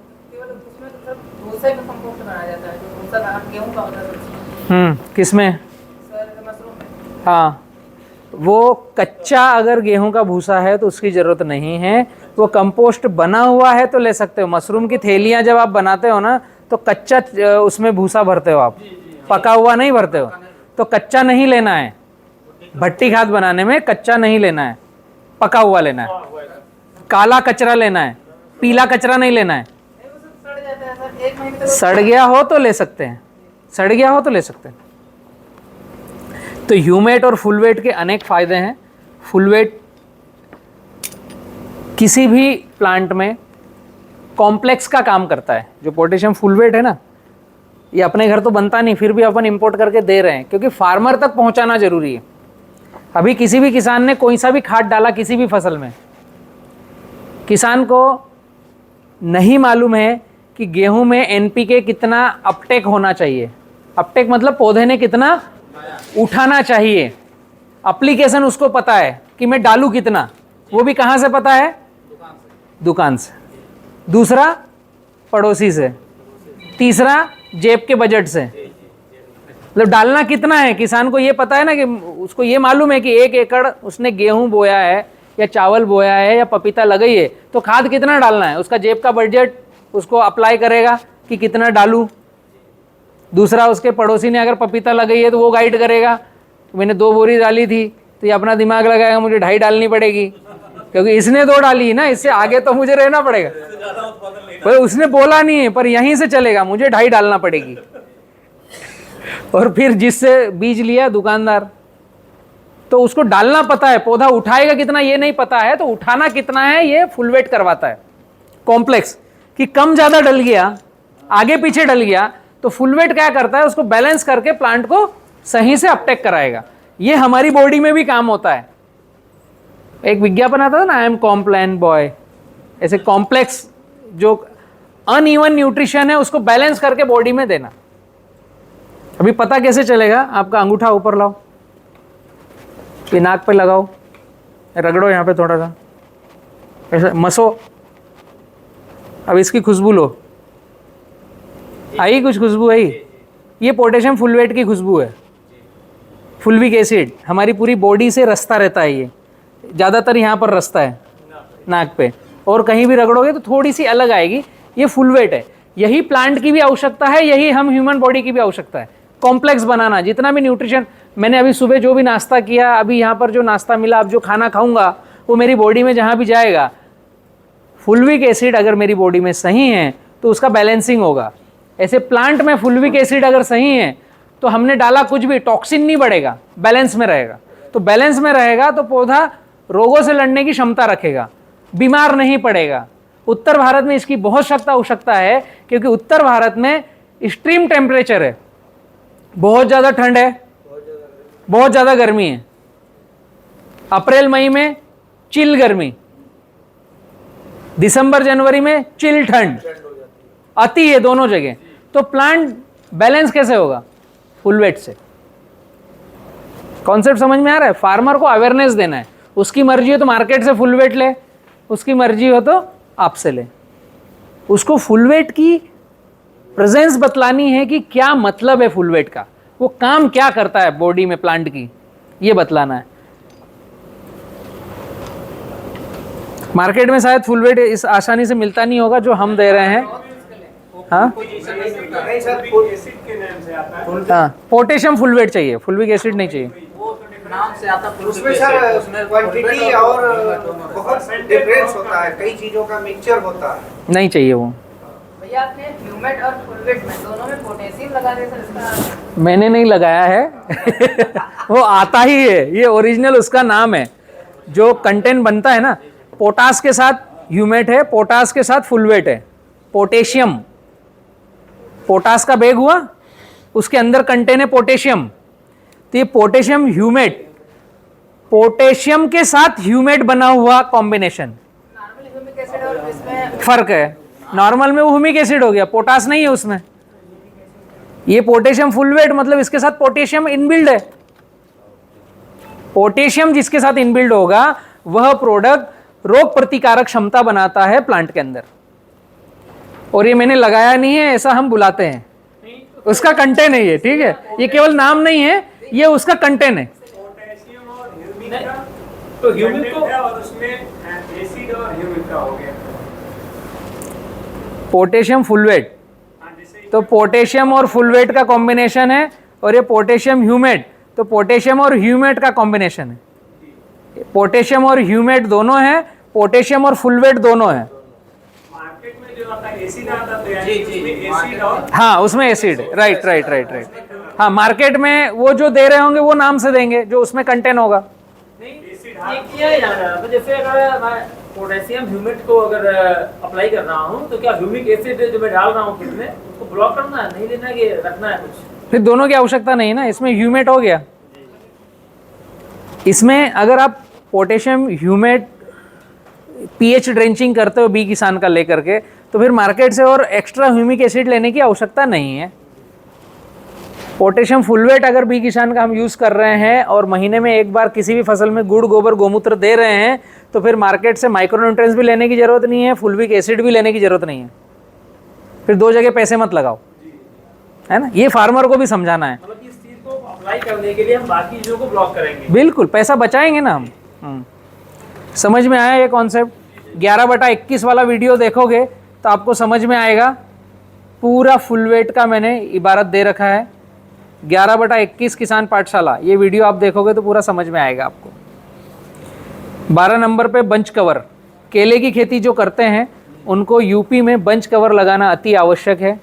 प्लास्टिक का बंच कवर आता है, ठंडी में केला ख़राब नहीं होगा, गर्मी में केला ख़राब नहीं होगा। बीटल इसमें कम से कम आएगा, नहीं के बराबर आएगा। यहाँ बहुत से क्षेत्रों में केले के ऊपर बीटल आती है। सबसे बड़ी बात हमारे यहाँ नीलगाय नहीं खाएगी। हाँ, गाय नहीं खाएगी, वो एक बार उसने मुंह मार दिया, वो बंच गया आपका, चला जाता है, बहुत है ना। खाते हैं। तो ये जो ब्लू कलर का बंच कवर लगाओगे, इससे आपके और भी बेनिफिट्स होंगे। 1 किलो में कितना आता है, कितने? ये 1 kg का आप लेंगे तो इसमें 33 पीस आएंगे, है ना। ये लगभग 6 रुपये 6.5 रुपये का बंच कवर पड़ेगा फार्मर को, 7 रुपये पड़ जाता है। है ना। और इसको कम से कम 2 बार यूज़ कर सकते हैं। प्रोडक्ट की रेंज समझ में आई। आगे है सर्विस, हम जो सर्विसेज दे रहे हैं। 13 नंबर पे है बीके ड्रिप। यह भी प्रोडक्ट में आएगा और सर्विस में भी आएगा, ये दोनों चीज़ में आएगा। बी किसान का खुद का ड्रिप है। किरण भाई, अभी जब खाना खाएंगे तो ड्रिप के सैंपल सबको दिखाओ, है ना। तो जैसे वीके ड्रिप में, जैसे हमारे यहाँ अगर किसान जो अभी स्टार्ट किए हैं ड्रिप लगाना, तो उनको मतलब ब्लॉक या जिला मुख्यालय पे सब्सिडी पे अवेलेबल हो रहा है। 20% तो वो पे कर रहे हैं, 80% उनको वापस हो जा रहा है। हाँ, तो क्या यहाँ भी वो चीज़ अप्लाई करेगी? हाँ, वो चीज़ अप्लाई करेगी, बट मैं अभी सब्सिडी प्रोग्राम में जा नहीं रहा हूँ। अगर आप ध्यान से देखोगे सब्सिडी प्रोग्राम, तो क्या निकल के आएगा कि आप जो 20% बोल रहे हो वो कितना पैसा है? अब सर अगर 1 लाख रुपए में लग रहा है तो 20,000 रुपए हम तो 1 लाख कितने में लग रहा है? 1 एकड़ में? 1 एकड़ में समझना, मैं प्रश्न आप ही से ले रहा हूँ, उत्तर आप ही को दूंगा मैं, ठीक है। 10 से 20 कर दिए हम। 1 एकड़ में अगर बीके ड्रिप नॉर्मल डालोगे, मैं समझ गया आपका प्रश्न, मैं जस्ट आपसे उगलवाना चाह रहा था। 1 एकड़ में आप बीके ड्रिप डालोगे तो 20 से 25 हज़ार में नगद में खरीद के डाल दोगे, और 1 एकड़ में सब्सिडी लेकर के ड्रिप डालोगे तब भी 20 से 25 ही हज़ार लगेंगे, और 80 हज़ार दुकानदार को, कंपनी को, और यहाँ से वहाँ तक की लॉबी को बांटने में जाएंगे 80 हज़ार। तो ऐसे सब्सिडी में जाना मतलब इधर से कान पकड़ना है। सरकार से लूट के उधर उसके बाद शायद वो हमारे मतलब जिस तरह से हमें चाहिए कॉन्सेप्ट समझ में आया? थोड़ा वो 4-5 हज़ार ऊपर नीचे हो सकता है, उसका मैं मना नहीं करूँगा, बट सब्सिडी इस तरीके से चल रही है। अगर कोई, अभी मैंने यूपी में मेरा ड्रिप सब्सिडी में रजिस्टर्ड नहीं किया है, मैं बिना सब्सिडी के तो दे रहा हूँ, काफ़ी किसानों के यहाँ लगाया है। अगर कोई फार्मर आप में से क्रॉप डॉक्टर निकल के आता है कि मैं यूपी में ड्रिप पर काम करूँगा और मैं किसानों के बीच तक अच्छी ड्रिप पहुँचाऊँगा, तो उसमें सब्सिडी के जो डॉक्यूमेंट यहाँ आपके लखनऊ में और जो आपके ब्लॉक में लगाना होंगे, तो मैं मेरे कंपनी के सारे डॉक्यूमेंट भेजूँगा, आप लगवा दो और आप ड्रिप का काम कर सकते हो। तो सब्सिडी में भी अपनी ड्रिप जाएगी, मैं मना नहीं कर रहा हूँ, बट मैंने कॉन्सेप्ट बताया कि अभी मैंने यहाँ रजिस्टर्ड नहीं किया है और मेरी मंशा नहीं है कोई फालतू रजिस्टर्ड करने की। आप में से कोई निकल के आता है कि जो ड्रिप में इच्छा रखता हो कि मुझे ड्रिप में काम करना है, तो मैं सारे राइट्स पेपर्स उसको दे दूंगा, अपने ब्लॉक में, तहसील में, डिस्ट्रिक्ट में वो जमा कराए, एक वहाँ से आशय पत्र निकल के आ जाएगा, वो गवर्नमेंट की वेबसाइट पर एक अपने बीके ड्रिप का नाम आ जाएगा कि इस पर भी सब्सिडी है। तो वो जो 80 हज़ार और 20 हज़ार वाली जो प्रक्रिया वो अपने साथ भी चालू होगी, तो उसका एक अलग ही वर्टिकल बनेगा। आपको मतलब मंत्री संतरी फंतरी सबसे भी मिलना पड़ेगा, उनके भी वो टाइमिंग और सब चीज़ें रहेगी, और अधिकारियों के साथ भी बैठना पड़ेगा, चाय कॉफ़ी करना पड़ेगा, तो वो फाइलें बनेगी, तभी परमिशन देंगे। तो वो मैं तो नहीं जाऊँगा, आप में से कोई जाएगा तो मैं स्वीकृति दे दूंगा, इसका रेट अलग आएगा, इसका रेट अलग आएगा। आप अभी देखोगे ड्रिप जिनके भी बिक रहे हैं XYZ किसी कंपनी का, तो सब्सिडी की ड्रिप का रेट अलग आता है, 22 रुपये मीटर तक आता है, और वही ड्रिप आपको 5.5 रुपये मीटर मिलती है मार्केट में। ऐसा डिफरेंस है नगद में, है ना। तो वो आप लोगों ने डिसीजन लेना, बट अपनी ड्रिप इंडिया में सबसे अच्छी है, किसी भी ड्रिप के सामने इसका कंपैरिजन कर सकते हो। जाने से पहले सैंपल रखना आपने, किसी को दिखाने के काम में आएगा। और यूपी में भी ड्रिप पर खेती की जा सकती है। अगर जो अपडेट फार्मिंग करना चाहे और अच्छी फार्मिंग करना चाहे, लेबर कम है और इरिगेशन करना है, तो ड्रिप पर जा सकते हैं। यहाँ पर भ्रांति है कि पानी हमारे पास है तो हम ड्रिप पर क्यों जाए। पानी बहुत हमारे यहाँ तो पानी। हाँ, ज्यादा पानी से फसलें सब खराब हो जाती है, अधिक पानी देने से फसलें सब खराब हो जाती अभी सही बता रहे हो आप। ज़्यादा पानी होना भी गलत है, सही पानी और ताज़ा पानी होना सही है। है। अरे मुझे लगता है कि फालतू पानी ये बम्बा चल रहा है, इंजन नहीं चल रहा है, समर नहीं चल रही है, मतलब फसल बहुत खराब होती है। जहाँ ओनली 50% वहाँ 8% होती है। सर जो 1 हाथ पावर मोटर है, उसको जो 1.5 हाथ पावर करता है सिंगल फेस वाला, वो ड्रिप को 1 एकड़ में पहुंचा देगा कि नहीं? पहुंचा देगा। आपके यहाँ कितना HP का मोटर है? नहीं, ये दूसरे मोटर की बात कर रहे हैं तो अच्छा, टुल्लू मोटर जो घर लगी हुई है। ना ना हाँ। वो भी जो उससे भी सिंचाई होती है। 1.5 हाथ पावर का बोल रहे हैं, मतलब वो 4 इंच पानी देता है। जी जी, 4 इंच 3 इंच समरसेबुल है, देता है, पहुंचा देगा। ऊपर इसमें इसका हेड आता है, इसका डेटा आता है। जिस जगह डालोगे उसका पहले वो चार्ट और डेटा अपन समझेंगे, तो उस हिसाब से हम हार्स पावर रेकमेंड कर देंगे। जी लगवाना। तो अपन करेंगे बात इस पे। समझ में आया? ड्रिप का एक पूरा प्राइस लिस्ट है। अभी खाना खाते समय आप ड्रिप का प्राइस लिस्ट लो। किरण भाई वो नहीं है यहाँ पर, ड्रिप का प्राइस लिस्ट सबको चाहिए, है ना। अगला जो वर्टिकल है अपना वो है सॉइल हेल्थ एनालिसिस, 14 नंबर पे। 13 नंबर का जो पार्ट है ड्रिप, यह भी बहुत महत्वपूर्ण है। और 14 नंबर का जो पार्ट है सॉइल हेल्थ एनालिसिस, यह भी बहुत ही महत्वपूर्ण है। मिट्टी की जांच की अवेयरनेस पूरे उत्तर प्रदेश में आप लोगों की जिम्मेदारी है, पहुंचाएं।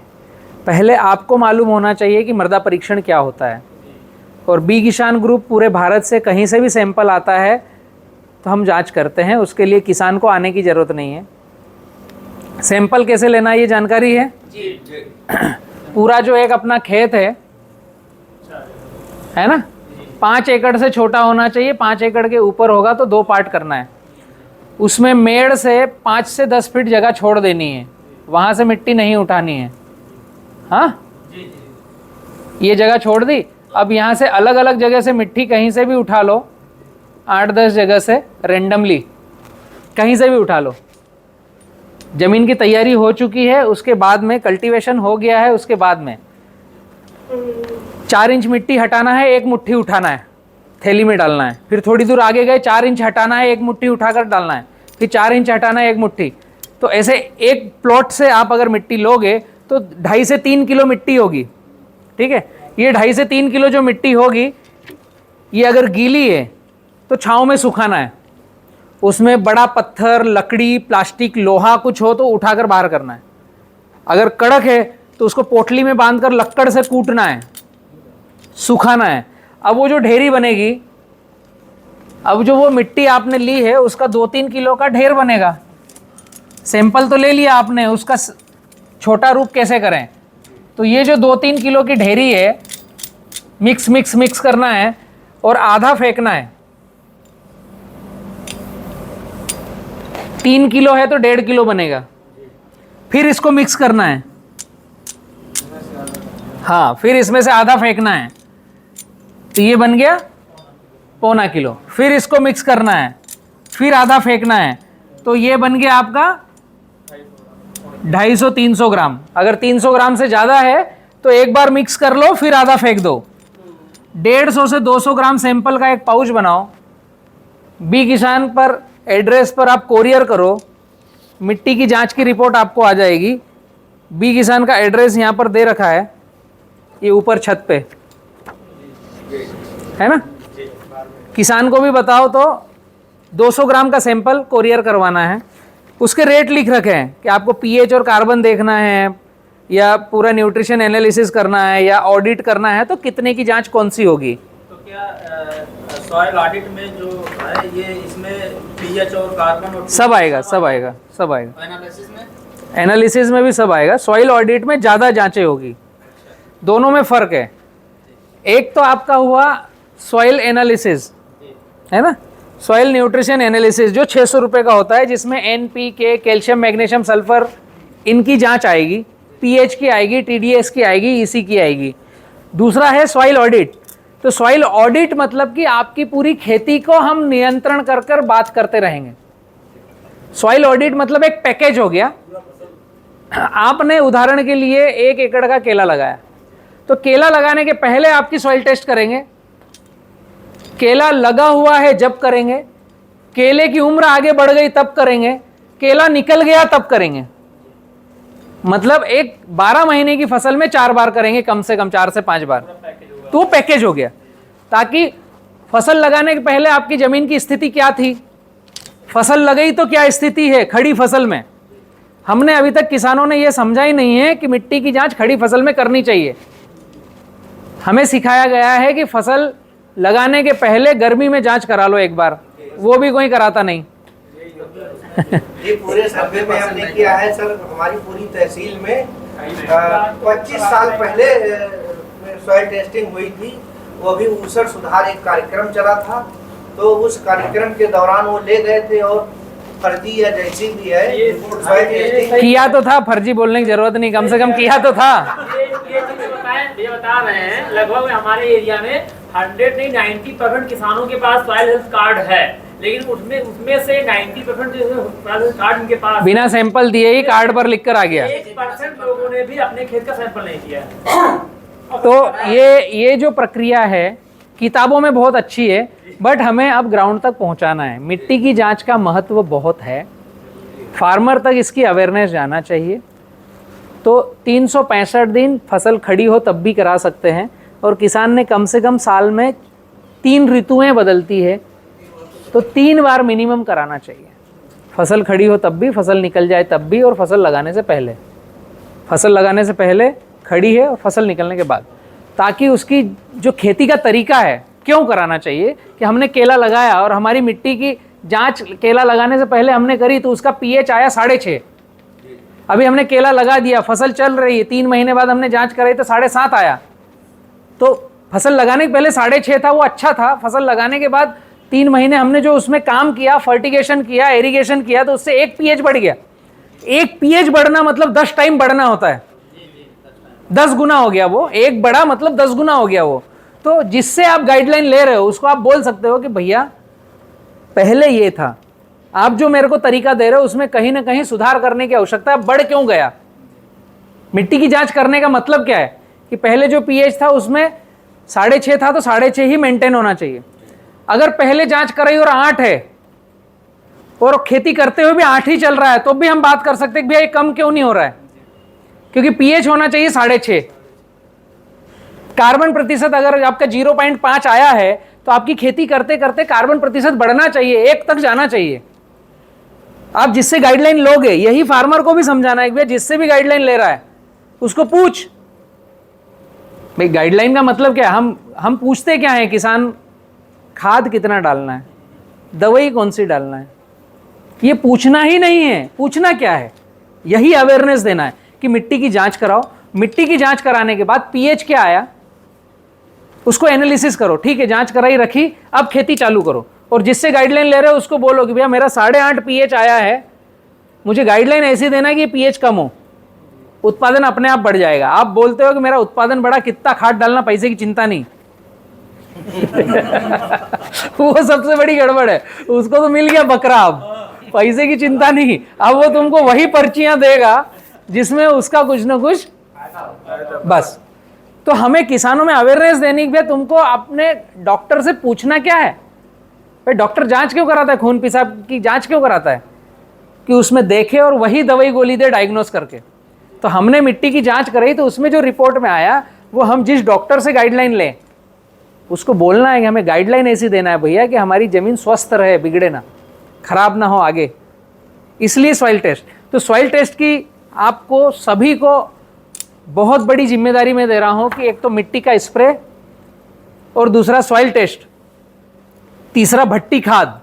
ये 3 चीज़ें हर किसान तक पहुंचनी चाहिए। आप जहां रहते हो, जिस गांव में रहते हो, कम से कम उस गांव की शुरुआत में कि मिट्टी की स्प्रे के फ़ायदे क्या हैं, उनको डेमो डलवाना हो तो संस्था मदद करेगी, डेमो पाउच भेजेगी, बट आपकी तरफ से वहां तक पहुंचना चाहिए। भट्टी खाद बना करके कैसे खाद कम करें, ये वहां तक पहुंचना चाहिए, ठीक है। और सॉइल टेस्ट के फ़ायदे क्या हैं, क्यों कराना चाहिए, और सॉइल टेस्ट कराने के बाद जब रिपोर्ट आए तो वो हम जिससे भी गाइडलाइन ले उसको बताकर पूछे कि अभी सॉइल टेस्ट का मैं क्या करूं, कैसे मुझे कौन कौन सी चीज़ों में इसको अप्लाई करना है। ये 3 चीज़ों की जिम्मेदारी आप सभी क्रॉप डॉक्टर्स की रहेगी, भट्टी खाद, सॉइल टेस्ट, मिट्टी का स्प्रे। ठीक है, जैसे 3 pH आ गया, 3 pH आ गया और फिर 8 pH आ गया, तो 3 pH को 7 पे ले जाना, 8 को 7 पे लाना। सारे तरीके हैं, सभी तरीके हैं। इसमें एक साधारण तरीका, आपने आंकड़े बहुत ऊपर नीचे दिए हैं, इतना होता नहीं है, थोड़ा बहुत होगा, बट मैं प्रश्न समझ गया आपका। कम आ गया तो बढ़ाना कैसे, और बढ़ गया तो कम कैसे करना। इन सब के लिए रामबाण एक ही अस्त्र है, जिप्सम। जिप्सम में आता है सल्फर और कैल्शियम। तो ये बहुत ही मोटी बात है, इसको आप ध्यान में रखो। अच्छा प्रश्न था, मैं इसलिए इसको बोर्ड पे ले रहा हूं कि सल्फर जब जब जाएगा पीएच माइनस होगा, और कैल्शियम जब जब जाएगा पीएच प्लस होगा। ये एकदम मोटी बात है, और ये दोनों का कॉम्बिनेशन अगर मार्केट में खरीदने जाओगे तो महंगी चीजें हैं। तो इसके लिए अपने पास है जिप्सम।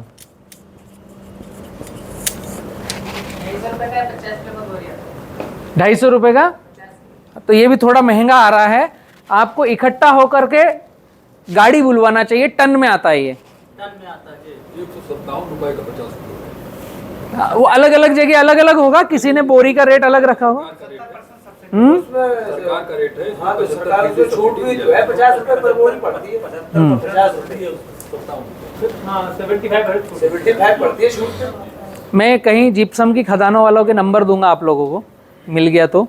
इकट्ठे होकर के एक 20 टन का ट्रक बुलाओगे तो 1000 रुपये टन मिलेगा। जी मैं बात किया था, 80,000 वो बता रहा था जो है लाने का भाड़ा, और 20,000 25,000 उसकी भराई का, तो 1,20,000 1,10,000 पड़ रहा था, लेकिन वो आ भी तो रहा था 50 टन के आसपास। तो जिप्सम का रेट बहुत कम है। जिप्सम एक तरह की खदानों की मिट्टी है, उसका कोई रेट ही नहीं है, उसका कोई रेट ही नहीं है, उसका ट्रांसपोर्ट का चार्ज ज़्यादा है। मुद्दा इतना है। 600 रुपया टन सर बता रहा था। हाँ, हो सकता है। तो जिप्सम जो आएगा वो उसका ट्रांसपोर्टिंग चार्ज, हाँ, ट्रांसपोर्ट चार्ज ज़्यादा रहेगा। 1000 रुपये टन में मिल जाएगा आप लोगों को, है ना। वो 1 रुपये 2 रुपये 10 रुपये के अंदर ही मिलता है, बहुत सस्ता है। नहीं वो कह रहा था बोरी अगर आप बोरी पैक करवा के हम भिजवाएंगे तो उसके 700-800 रुपये टन पड़ेगा। हर चीज़ का कहीं ना कहीं, भेजेंगे तो 500-600 रुपये। हर चीज़ का कहीं ना कहीं इंक्लूड होगा, तो वो अपने अपने हिसाब से होगा। लेकिन जिप्सम पीएच कम हो तब भी डालना चाहिए, पीएच ज़्यादा हो तब भी डालना चाहिए। ठीक है, ये खदानों की मिट्टी है। फसल खड़ी हो तो उस समय कैसे? उस समय भी इसको फेंक कर डालो, पौधे के पास नहीं डालना चाहिए। सल्फर इसकी धांस निकलेगी, फसल को खराब करेगा, तो बिखरा कर डालना है। ठीक है, सॉइल टेस्ट समझ में आया, अवेयरनेस पहुंचाना है, इसके लिए हमें खुद को भी सीखना है।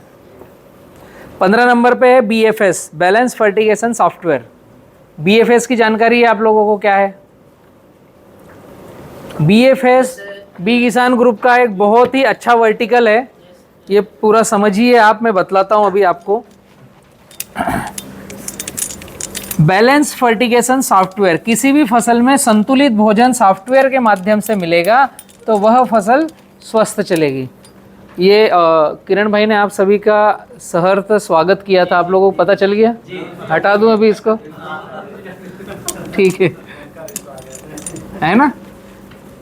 BFS एक बहुत ही अच्छी चीज़ है, और यह अवेयरनेस के रूप में हर फार्मर तक पहुंचाना भी जरूरी है।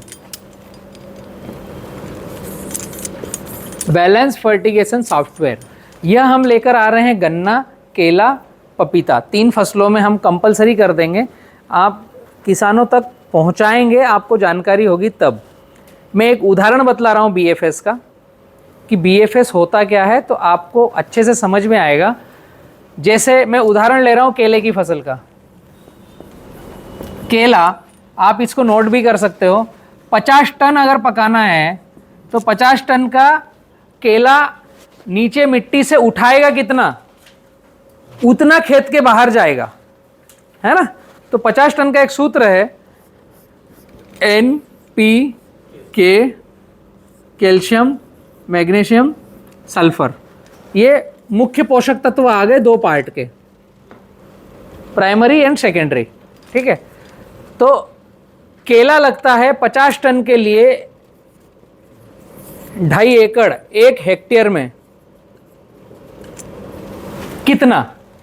Nitrogen 300, phosphorus 65, potassium 900, calcium linking है पोटास से 10%, मैग्नीशियम 45, सल्फर लिंकिंग है फास्फोरस से 10%। ये इसके अकॉर्डिंग 10% जाएगा, ये इसके अकॉर्डिंग 10% जाएगा। अभी यह सूत्र है कि 50 टन केला हमें 1 हेक्टेयर से निकालकर मार्केट में बेचना है, तो अपटेक कितना करेगा, ये अपटेक का बताया, पौधा लेगा कितना। अब एप्लीकेशन अलग होगा। इसका ग्राफ अगर आप देखोगे तो यह जो सीधी रेखा मैंने डाली है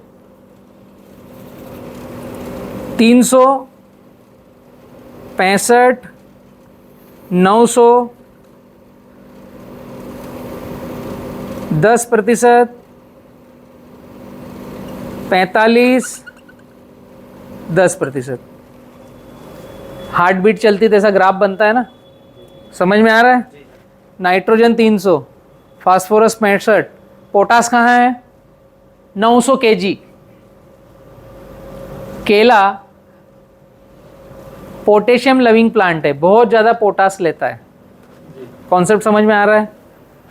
बट हमारे उत्तर भारत की एक अच्छी खासियत है कि पीली मिट्टी और इसमें पोटास बहुत है। पानी अच्छा है, TDS अच्छा है, तो पोटास बहुत अपटेक करता है, इसलिए हमें पता नहीं चल रहा है और हम बिना पोटास डाले भी फसलें पका रहे हैं। बट केला 50 टन पक्के मार्केट में जाएगा तो वो अपटेक करता है 900 kg पोटास।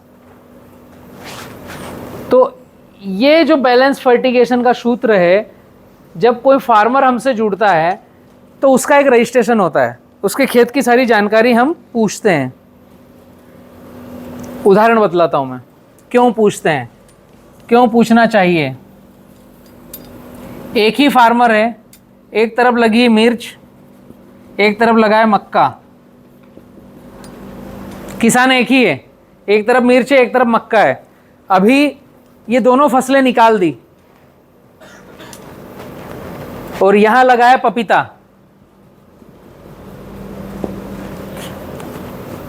अभी मिर्च वाली में ग्रोथ कैसे रहेगी, मक्का वाली में ग्रोथ कैसे रहेगी?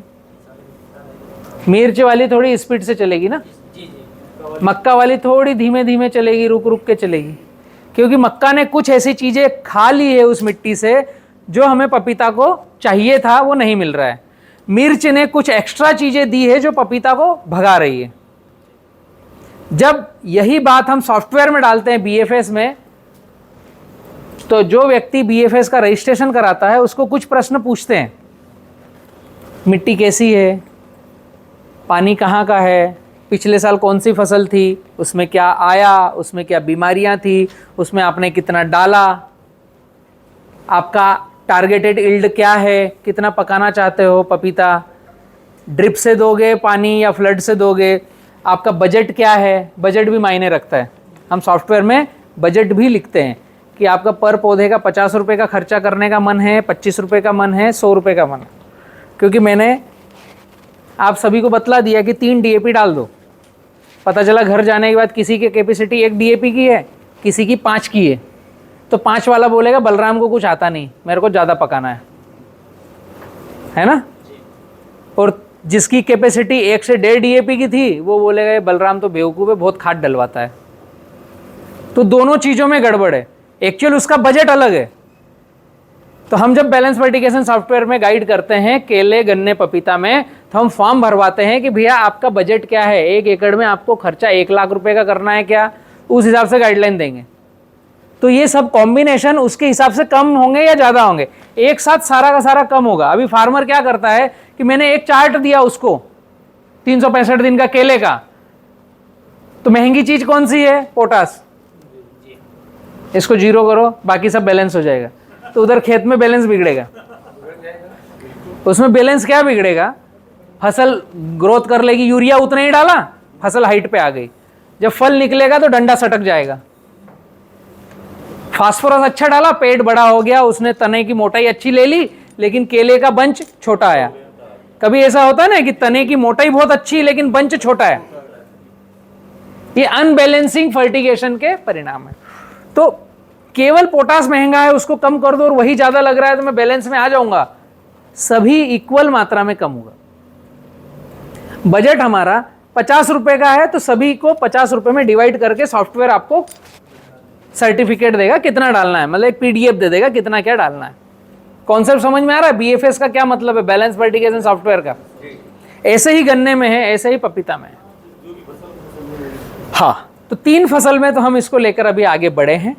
999 रुपये का इसका रजिस्ट्रेशन है और ये बहुत ही ज़रूरी है किसी भी फार्मर को कैलकुलेट फार्मिंग करने के लिए। फिर उसको 365 दिन का एक बार पीडीएफ दिया, उसको दिमाग ही नहीं लड़ाना है, किस दिन क्या करना है उसको टिक मारना है और वो काम खेत में करना है। और आप जिन किसानों से जुड़ोगे, जिनकी आपकी तरफ से, आपके माध्यम से जिनको पौधे जाएंगे, आपके माध्यम से जिनको गाइडलाइन जाएगी, तो आपको क्या करना है, उदाहरण में दे रहा हूं कि किसी के यहाँ अभी 1 जुलाई को केला लगा, तो जुलाई, अगस्त, सितंबर, अभी अक्टूबर चल रहा है, आधा अक्टूबर हो गया, तो 3.5 से 4 महीने का पौधा हो गया, 4.5 महीने का पौधा हो गया। तो आपको वो बैलेंस फर्टिगेशन सॉफ्टवेयर का चार्ट निकालना है, चौथे महीने में क्या खाद डालना दिया हुआ है, उसमें क्या ड्रेंचिंग करना, क्या खाद करना, क्या करना। आप किसान से बात करनी है, भैया तूने ये काम किया, नहीं किया तो ये डाल दे। रेडीमेड प्रिस्क्रिप्शन आपके पास आ गया ना, उस किसान के पास भी रहेगा, भैया तेरे पास जो पीडीएफ भेजा है उसको देख करके खेती कर, तो उसको एटलीस्ट ये समझ में आएगा कि मुझे खेत में करना क्या है। और खेती चालू होने के पहले उसको पता रहेगा कि मुझे 365 दिन में कितना खर्चा लगने वाला है। बीएफएस से ये फायदे हैं, ये पूरे भारत में एकमात्र अपने पास है। इसका महत्व बहुत ज्यादा है, ये अवेयरनेस आपको पहुंचानी है। 16 नंबर का काम बहुत ही महत्वपूर्ण है, R&D, रिसर्च एंड डेवलपमेंट। इसमें आपको अपना दिल, जान, जिगर सब लगा देना है। ये पूरे भारत के डेवलपमेंट में काम में आ रहा है। रिसर्च एंड डेवलपमेंट का जो काम है R&D का, यह निःशुल्क हो रहा है और इसके लिए हम किसान को पैसा दे रहे हैं। उल्टा पैसा ले नहीं रहे हैं, पैसा दे रहे हैं।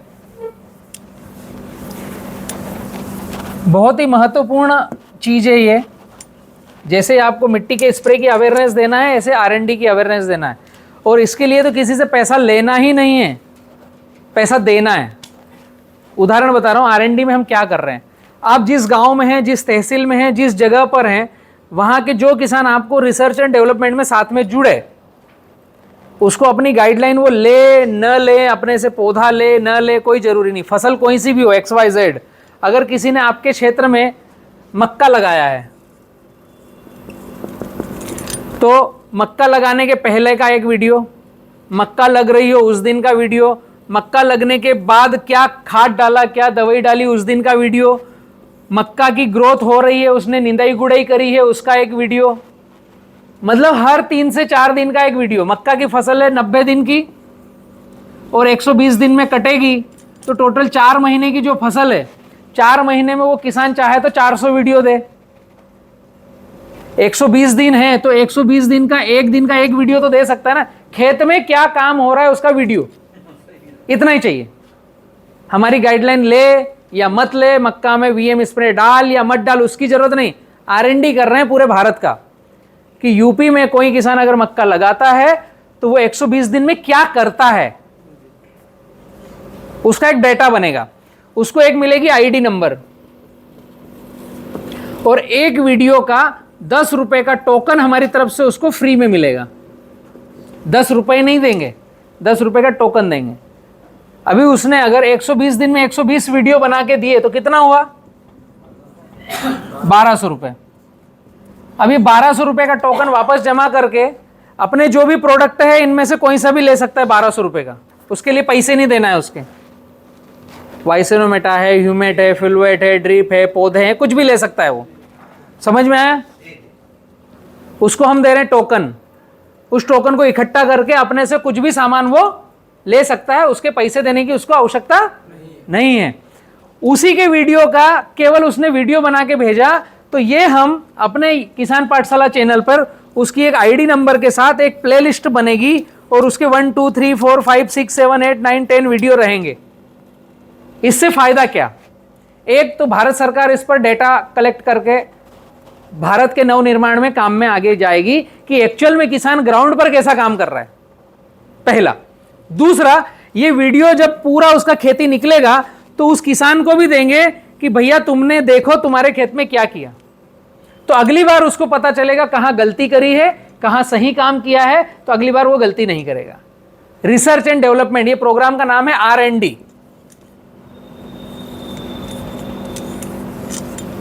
और इसी में जब उसको खुद को एनालिसिस होगा कि मैंने कहां चूक करी, 1-1 मिनट के वीडियो हैं तो कितने मिनट हुए, जितने वीडियो दिए उतने, 15 वीडियो दिए तो 15 मिनट, तो वो 15 मिनट में उसकी पूरी खेती 90 दिन की 100 दिन की देख लेगा। वो बोया कैसे, लगाया कैसे, उसको खुद को याद आएगा कि मैंने कहां गलती करी, तो अगली बार से वो गलती दोहराएगा नहीं। तो ये हमारे काम की चीज नहीं है, लेकिन पूरे भारत के नवनिर्माण में सबसे ज्यादा जरूरी है और ये आप सभी को करना है।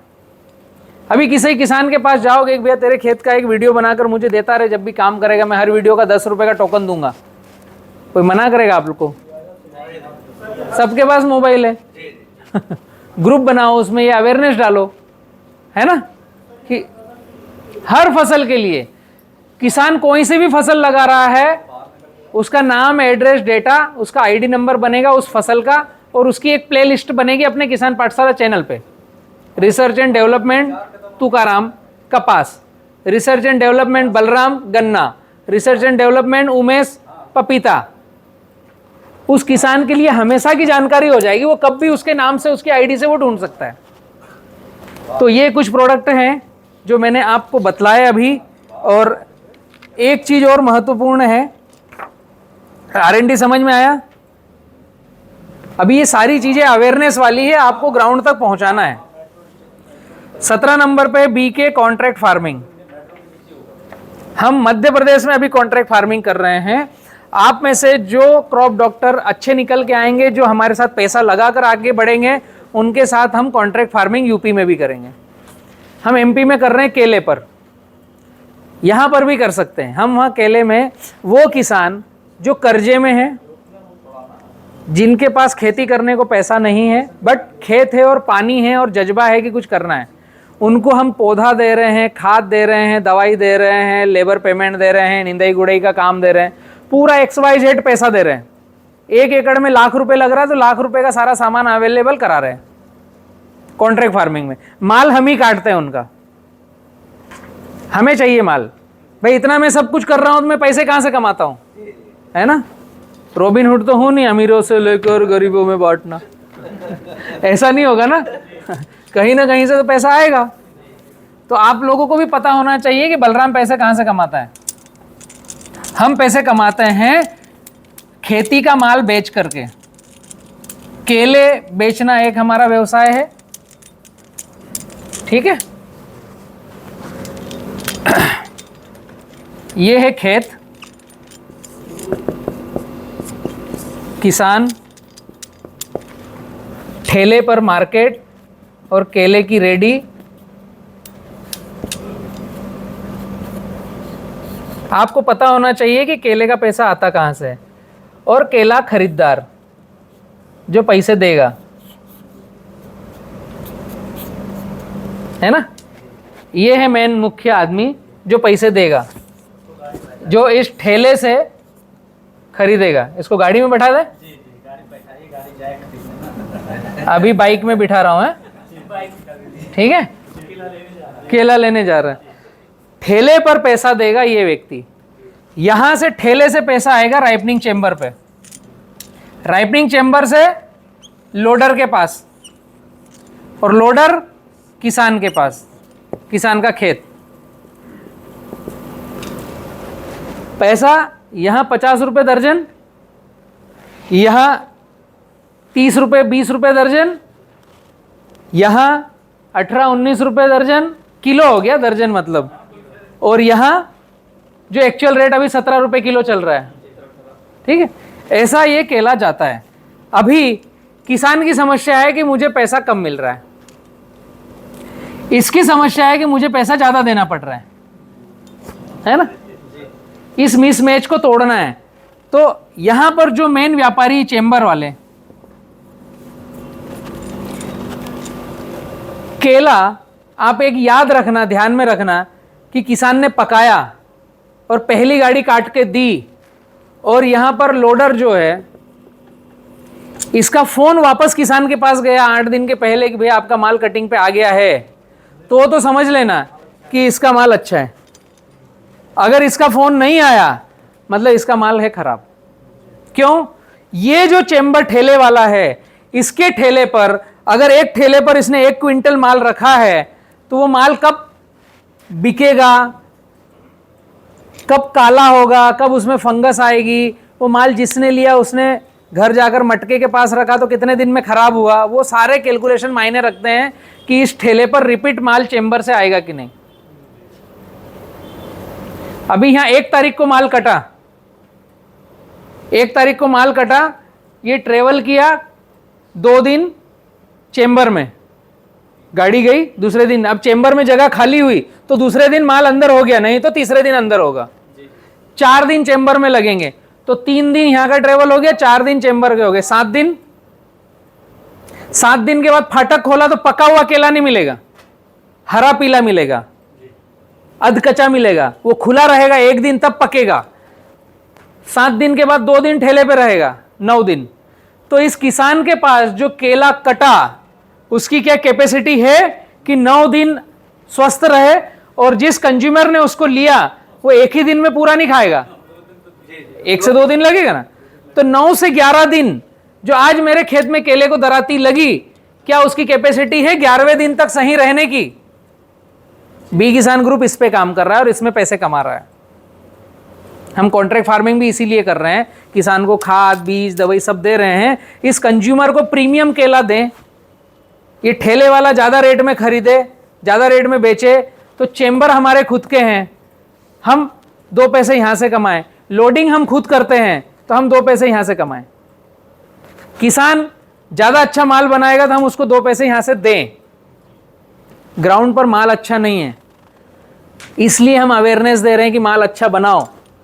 किसान को अच्छा पकाना, अच्छा माल बनवाना, अच्छा माल वो प्रोड्यूस करे तो उस क्षेत्र का नाम हो और अच्छे व्यापारी वहाँ पर आए। हमारा एम है एक्सपोर्ट का। मेरा डोमेस्टिक में भी केला जाता है और एक्सपोर्ट भी होता है। बी किसान ग्रुप का आपको पता होना चाहिए, आपके ग्रुप का एक्सपोर्ट भी हम करते हैं, डोमेस्टिक में भी जाता है। किसान को जब हम कॉन्ट्रैक्ट फार्मिंग करते हैं तो मार्केट में 17 रुपये चल रहा है तो हम 16 रुपये का रेट नहीं देते। ऐसा नहीं है कि हमने पैसे लगाए तो हम रेट कम कर दें। जो मार्केट का रेट चलता है उतना ही पैसा देते हैं, हो सकता है उससे ज़्यादा देते हैं, बट हम पैसा बनाते हैं जहां हम केला बेच रहे हैं। तो कॉन्ट्रैक्ट फार्मिंग में भी आप सभी आओगे तो साथ में चलेंगे। उसमें हम 70-30 का रेशो रखते हैं। 70-30 के तरीके से खेती करते हैं और जो परसेंटेज का बंटवारा होगा 100% पैसा हम लगाते हैं। माल निकलता है, पहले पैसा कटता है, उसके बाद नेट प्रॉफिट में 70% किसान का रहता है, 30% हमारा रहता है। जो व्यक्ति हमारे साथ इसमें पार्टनरशिप में आएगा तो ये जो 30% है इसमें आपका और हमारा बी किसान ग्रुप का 50-50 का पार्टीशन रहेगा। समझ में आ रहा है? अगर कॉन्ट्रैक्ट फार्मिंग हम उत्तर प्रदेश में करेंगे तो आप में से कोई व्यक्ति निकल के आएगा कि भैया हम 5 एकड़ की आपके साथ कॉन्ट्रैक्ट फार्मिंग है, किसानों को कराएंगे, तो 5 एकड़ में जितना खर्चा आएगा हम साथ में मिलके करेंगे, साथ में बेचेंगे, उसमें जो प्रॉफिट आएगा साथ में करेंगे। हम सिंगल डायरेक्ट यूपी में अभी कॉन्ट्रैक्ट फार्मिंग नहीं करेंगे क्योंकि हमें ग्राउंड पता नहीं है। जिसके यहाँ पैसा लगाएंगे उससे वसूली कैसे करेंगे ये पता नहीं है। ये रियलिटी है ना। आपके साथ लगाएंगे तो आपको मालूम है कि कौन से किसान के यहाँ पैसा लगवा रहे हो आप। तो हम साथ में मिलकर के कर सकते हैं, हम गाइडलाइन पौधा सब अवेलेबल करा सकते हैं, माल हम उठाकर बेच सकते हैं, बट उसकी वसूली अभियान, उस पर ध्यान रखना, उसको समय समय पर खाद दवाई का काम कराना, वो तो ग्राउंड पे आपको करना पड़ेगा। तो उसमें बेनिफिट आपका भी है कि कॉन्ट्रैक्ट फार्मिंग में हम जितना कमाएंगे उतना आधा पैसा आप भी कमाओगे। तो आप इस तरीके से भी हमारे साथ जुड़ सकते हो। माइनस पॉइंट भी हो सकता है सर। माइनस क्या? माइनस मान लिया हमने काउंटर फार्मिंग करवा दी, फसल बढ़िया तैयार हो गया, अब जैसे अभी 3 दिन पहले तूफान आया, एक ही माइनस है तूफान, इसके अलावा केले में कोई माइनस नहीं है। तो हम इसके लिए हम खेती करते हैं 5/9 पर, 5वें महीने में बच्चा छोड़ देंगे तो तूफान आएगा तो वजनदार गिरेगा तो बच्चा खड़ा रहेगा।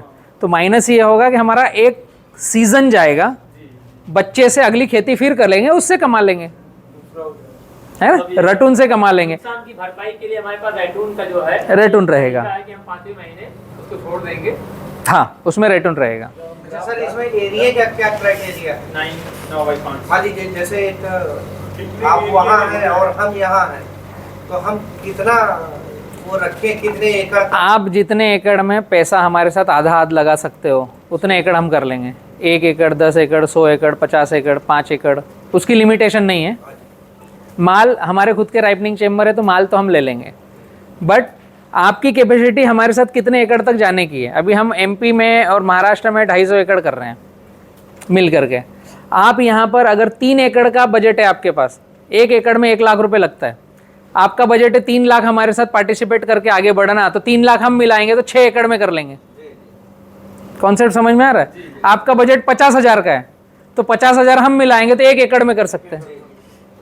मिल करके करेंगे, अकेले हम नहीं करेंगे, क्योंकि हम यहाँ वसूली नहीं कर पाएंगे, हम यहाँ किसान को फाइंड नहीं कर पाएंगे, हम किसान को पहचानते नहीं हैं, है ना, उससे काम नहीं कर पाएंगे। खुद का पैसा अगर हम लगाएंगे हाँ, तो उसको रिकवर कर पाएंगे, तभी आप उसको रिकवर कर पाओगे। आपका मिल जाएगा तो हम भूल जाएंगे, आप भूल जाओगे, एकदम समझदार हो। कह रहे हैं सर, जैसे वो किसान से भी लगवा दिया जाए पैसा, तो जैसे मान लीजिए किसान भी लगा दे पैसा, तो देखो, मैंने एक बताया कॉन्ट्रैक्ट फार्मिंग की हम एमपी में कर रहे हैं। अब किसान खुद ही पैसा लगाए, मतलब वो खेती कर रहा है, उसको हम पौधा दे देंगे, गाइडलाइन दे देंगे, उसमें कोई दिक्कत नहीं है ना। नहीं, पूरा पैसा ना लगा सकता, वो आधा लगा दे तो मैं खुद आधा किसान के भरोसे नहीं लगाऊंगा। मेरे साथ मेरा क्रॉप डॉक्टर आके खड़ा होगा जो मेरे साथ पार्टनरशिप करेगा तो मैं आगे बढ़ूंगा। ये ग्रुप की मंशा है। किसान आधा लगाए तो हम आधा लगा देंगे, परसेंटेज में चेंज हो जाएगा। किसान पूरा लगाए तो हम केवल गाइडलाइन देंगे, हमें कोई पैसा ही नहीं चाहिए, है ना। उसका पौधा अच्छा बनाना, उसकी खेती अच्छी कराना, यही गाइडलाइंस है हमारी। यहाँ तक समझ में आया आप सभी को? इसके अलावा एक और हमारा प्रोग्राम चल रहा है, नीचे लिखा है ग्रीन लाइन से, O2 park and venture private limited, oxygen park. इसके ये 2 नंबर है। इसको लीड कर रहे हैं air force retired officer wing commander Anjali, है ना। ये अपना ही वर्टिकल है, जैसे अपने कुछ अलग अलग वर्टिकल है। मैं आपको बतला दूं अपने क्या क्या वर्टिकल है तो आपको समझ में आएगा। ये इतनी जानकारियां मैं इसलिए दे रहा हूं कि आपको यह पता होना चाहिए कि किसान को कौन सी चीज़ चाहिए तो मैं क्या उसको डिस्ट्रीब्यूट करूं। और अवेयरनेस केवल डिस्ट्रीब्यूट करना है, प्रोडक्ट नहीं बेचना है। अपने आप बिकेगा, वही हमारी खूबी है। हमारा एक वर्टिकल है किसान पाठशाला, जिसका काम है सीखना और सिखाना, इसके अलावा कोई काम नहीं है। और यह हम केवल करेंगे वीडियो के माध्यम से पूरे भारत में, ठीक है। दूसरा वर्टिकल है हमारा बी किसान ट्रेडर्स, जिसमें हम केले की खरीदी बिक्री करते हैं, फलों की खरीदी बिक्री करते हैं। तीसरा हमारा वर्टिकल है बी किसान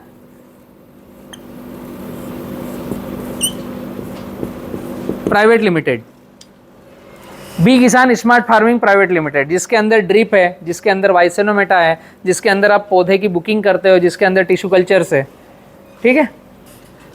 चौथा हमारे पास है बी किसान फार्मर प्रोड्यूसर कंपनी। इसमें आप सभी को भी शामिल होना है जो अभी इसमें रजिस्ट्रेशन नहीं लिए हैं, क्योंकि आने वाले समय में एफपीओ का ही केवल काम चलेगा। तो जितने क्रॉप डॉक्टर है किरण, सभी के पास बी किसान फार्मर प्रोड्यूसर कंपनी के शेयर होना चाहिए। इसमें कम से कम आपको 100 शेयर लेकर रखना है, ताकि आगे भविष्य में हम जितना बढ़े उतना आप भी साथ में बढ़ो। शेयर आपने लिया मतलब आप कंपनी के हिस्से हो गए हो, ठीक है। एक शेयर है तो कोशिश करो 99 और ले लो, क्योंकि इसमें जो हमारे बेनिफिट्स है वो आपके भी बेनिफिट्स है, तो हम एक ही ग्रुप बन करके आगे बढ़ेंगे। ठीक है, किरण भाई अवेलेबल कराएंगे आपको। ठीक है, 5वें नंबर पे है O2 पार्क।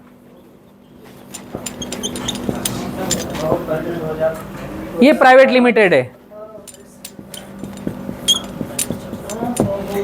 ये वर्टिकल है अपने, है ना। एक कंपनी और आ रही है, वो अब आएगी फिर मैं बतलाऊंगा। अभी अपने पास ये 5 वर्टिकल है। इन वर्टिकल में आपको सभी को पता होना चाहिए कि हम किस ग्रुप से जुड़ रहे हैं, मैं इसलिए इतनी जानकारियां दे रहा हूं। O2 पार्क में हम बंजर जमीनों में हरियाली कर रहे हैं, अभी पेड़ पौधे लगा रहे हैं। एक अपना चैनल है O2 पार्क माई अड्डा। माई अड्डा मतलब मेरे रहने की जगह, वो एक टैगलाइन दे रखी है ना। उसमें अभी हम कुछ गौशालाओं के साथ साइन अप होकर आगे बढ़े हैं। जयपुर आप अगर कभी जाओ तो जयपुर में एक हिंगोनिया गौशाला है, श्री कृष्ण बलराम सेवा ट्रस्ट उसका नाम है, और वह इस्कॉन ट्रस्ट उसको रन कर रहा है। भारत की एक बहुत बड़ी संस्था है इस्कॉन, नाम सुना है ना। उन्होंने O2 पार्क के साथ रजिस्टर्ड किया है 10 साल का। उस गौशाला को हमने 10 साल के लिए अडॉप्ट किया है कि वहाँ गायों के लिए हम चारा उगाकर उनको खिलाएंगे। ऐसे ही भारत की और दूसरी गौशालाएं भी जुड़ रही है। इस प्रोजेक्ट में भी आप में से किसी को शामिल होना हो, आपके क्षेत्र में कोई गौशाला में काम करना चाहता हो, वहाँ पार्टिसिपेट करना चाहता हो, गौ सेवा करना चाहता हो, तो आप लोगों का स्वागत है। तो अंजलि जी रन कर रहे हैं उसको। O2 पार्क का एक नंबर है, आप लिख लीजिए जब भी कभी आपको आवश्यकता लगे, 90-810 39-222।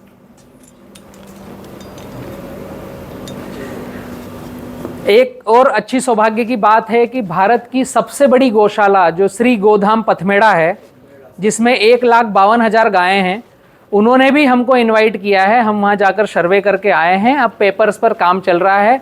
शायद हम फरवरी से उस गौशाला को भी एडॉप्ट करेंगे।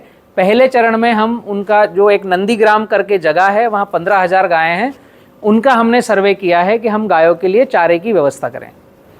जो हिंगोनिया गौशाला है, वहाँ पर हम 5 करोड़ का निवेश कर रहे हैं, जो गौशाला में हम दान कर रहे हैं। वहाँ अपनी बीके ड्रिप लग रही है 400 एकड़ में, वहाँ हम गायों के लिए चारा तैयार कर रहे हैं। जो हमारी ड्रिप लग रही है वो वहीं छूटेगी, हम लेकर नहीं जाएंगे। और भारत में पहली बार ऐसा हुआ कि 10 साल का MOU किसी संस्था के साथ हुआ है, तो ये अपने आप में अच्छी बात है अपने ग्रुप के लिए। और एशिया की सबसे बड़ी, भारत की सबसे बड़ी गौशाला श्री जो गोधाम पथमेड़ा है, वो हमारे साथ जुड़ रही है। फरवरी में शायद वहाँ पर हम स्टार्टअप लेंगे। तो उसमें अगर कोई खेती करने में इच्छुक हो तो वहीं जाए रहे। 400 एकड़ में हम नेपियर लगा रहे हैं। आपको ऐसा अगर लगे कि आप 50 एकड़ की नेपियर की खेती करोगे तो 400 एकड़ का एक पार्ट आपको दे देंगे, आप वहीं रहो कुटिया बना करके, 50 एकड़ में चारा उगाओ, गायों को दो, उसका एक रेट तय हो जाएगा कि वो रेट में आपसे हम नेपियर ले लेंगे। समझ रहे हो कॉन्सेप्ट? आप लोगों के पास कुछ पैसा हो कि इस O2 पार्क में हमें गौ सेवा में कुछ पैसा लगाना हो, तो आपका पैसा का पैसा लग गया, दान का दान हो गया, और उसमें आप 2 पैसे कमा भी लोगे। जैसे जो पथमेड़ा श्री गोधाम है, उसका 500 एकड़ में जो नेपियर लग रही है, उसका 6.5 करोड़ का प्रोजेक्ट है। उस 6.5 करोड़ के प्रोजेक्ट में आप लोगों को लग रहा है कि भैया 10 लाख रुपए का मैं निवेश कर सकता हूँ, तो 10 लाख आपके सेव हो गए। जो O2 पार्क की जिम्मेदारी है कि आपके 10 लाख से कम नहीं होंगे। उस 10 लाख का 10 एकड़ का चारा आपके नाम से गौ सेवा में जाएगा, और जब वो चारा लगेगा, बिगेगा, उसका पैसा आएगा, तो उसमें कुछ प्रतिशत आपको भी मिलेगा, और वो 2 से 3 साल के अंदर 10 लाख भी आपको रिटर्न मिल जाएंगे। मैं उदाहरण बतला रहा हूँ। आपकी मंशा है कि आपको 1 एकड़ में गायों के लिए 10 साल तक चारा देना है, वो बहुत बड़ा दान है ना, चारा दान। तो आपने 1 एकड़ का खर्चा 1 लाख रुपए का है, तो वो O2 के साथ में मिलके किया, तो तीसरे साल तो वो 1 लाख आपको वापस मिल जाएंगे। उसका ब्याज नहीं मिलेगा, बट वो 1 एकड़ का चारा 10 साल तक गायों के लिए आपके नाम से तख्ती वहां रहेगी, और वो गायों के लिए हमेशा मिलता रहेगा। और उसमें से जो 2 पैसा आएगा, उसमें आपका 1% हो जाएगा। 1 लाख तो आपका सेव है 1 एकड़ के चारे का, बस कुछ प्रतिशत आपका वहां से जब रेवेन्यू आएगी उसमें से आपको O2 देगा, और आपके पैसे से वहां चारा जा रहा है, उसकी एक तख्ती लगेगी। तो इस तरीके से भी आप चाहो तो O2 में पार्टिसिपेट कर सकते हो, आपके परिवार, रिश्तेदार, कोई भी। तो आपको जानकारी होना चाहिए आप जिस ग्रुप से जुड़ रहे हो वो क्या क्या काम करते हो। तो ये एक इंट्रोडक्शन की कड़ी थी जो मैंने अपना इंट्रोडक्शन दिया है। इसमें कुछ नंबर लिखे हुए हैं, ये नंबर किस विभाग के हैं ये दे रखे हैं इसमें, ये आपको जानकारी होना चाहिए। ये आपको जानकारी होना चाहिए BFS के लिए कौन सा विभाग है, उसका नंबर है 942758 7697438222। सॉइल हेल्थ के लिए कौन सा नंबर है 75,875 38,222।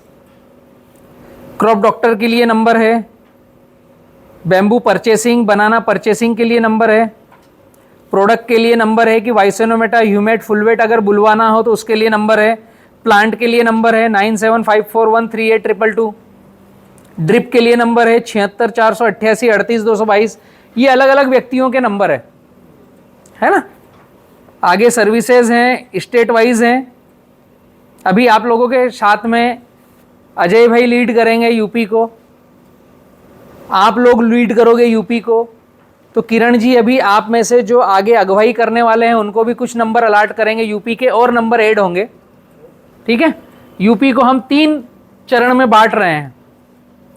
उन 3 चरणों में से मैं अब आपके जब इंट्रोडक्शन लूंगा तो मुझे पूरी जानकारी चाहिए कि उत्तर भारत को हम 3 चरण में बांट रहे हैं। 3 चरण में हम साइजेबल सेवाएं देंगे। यूपी जो है पूर्वांचल, मध्य और पश्चिम,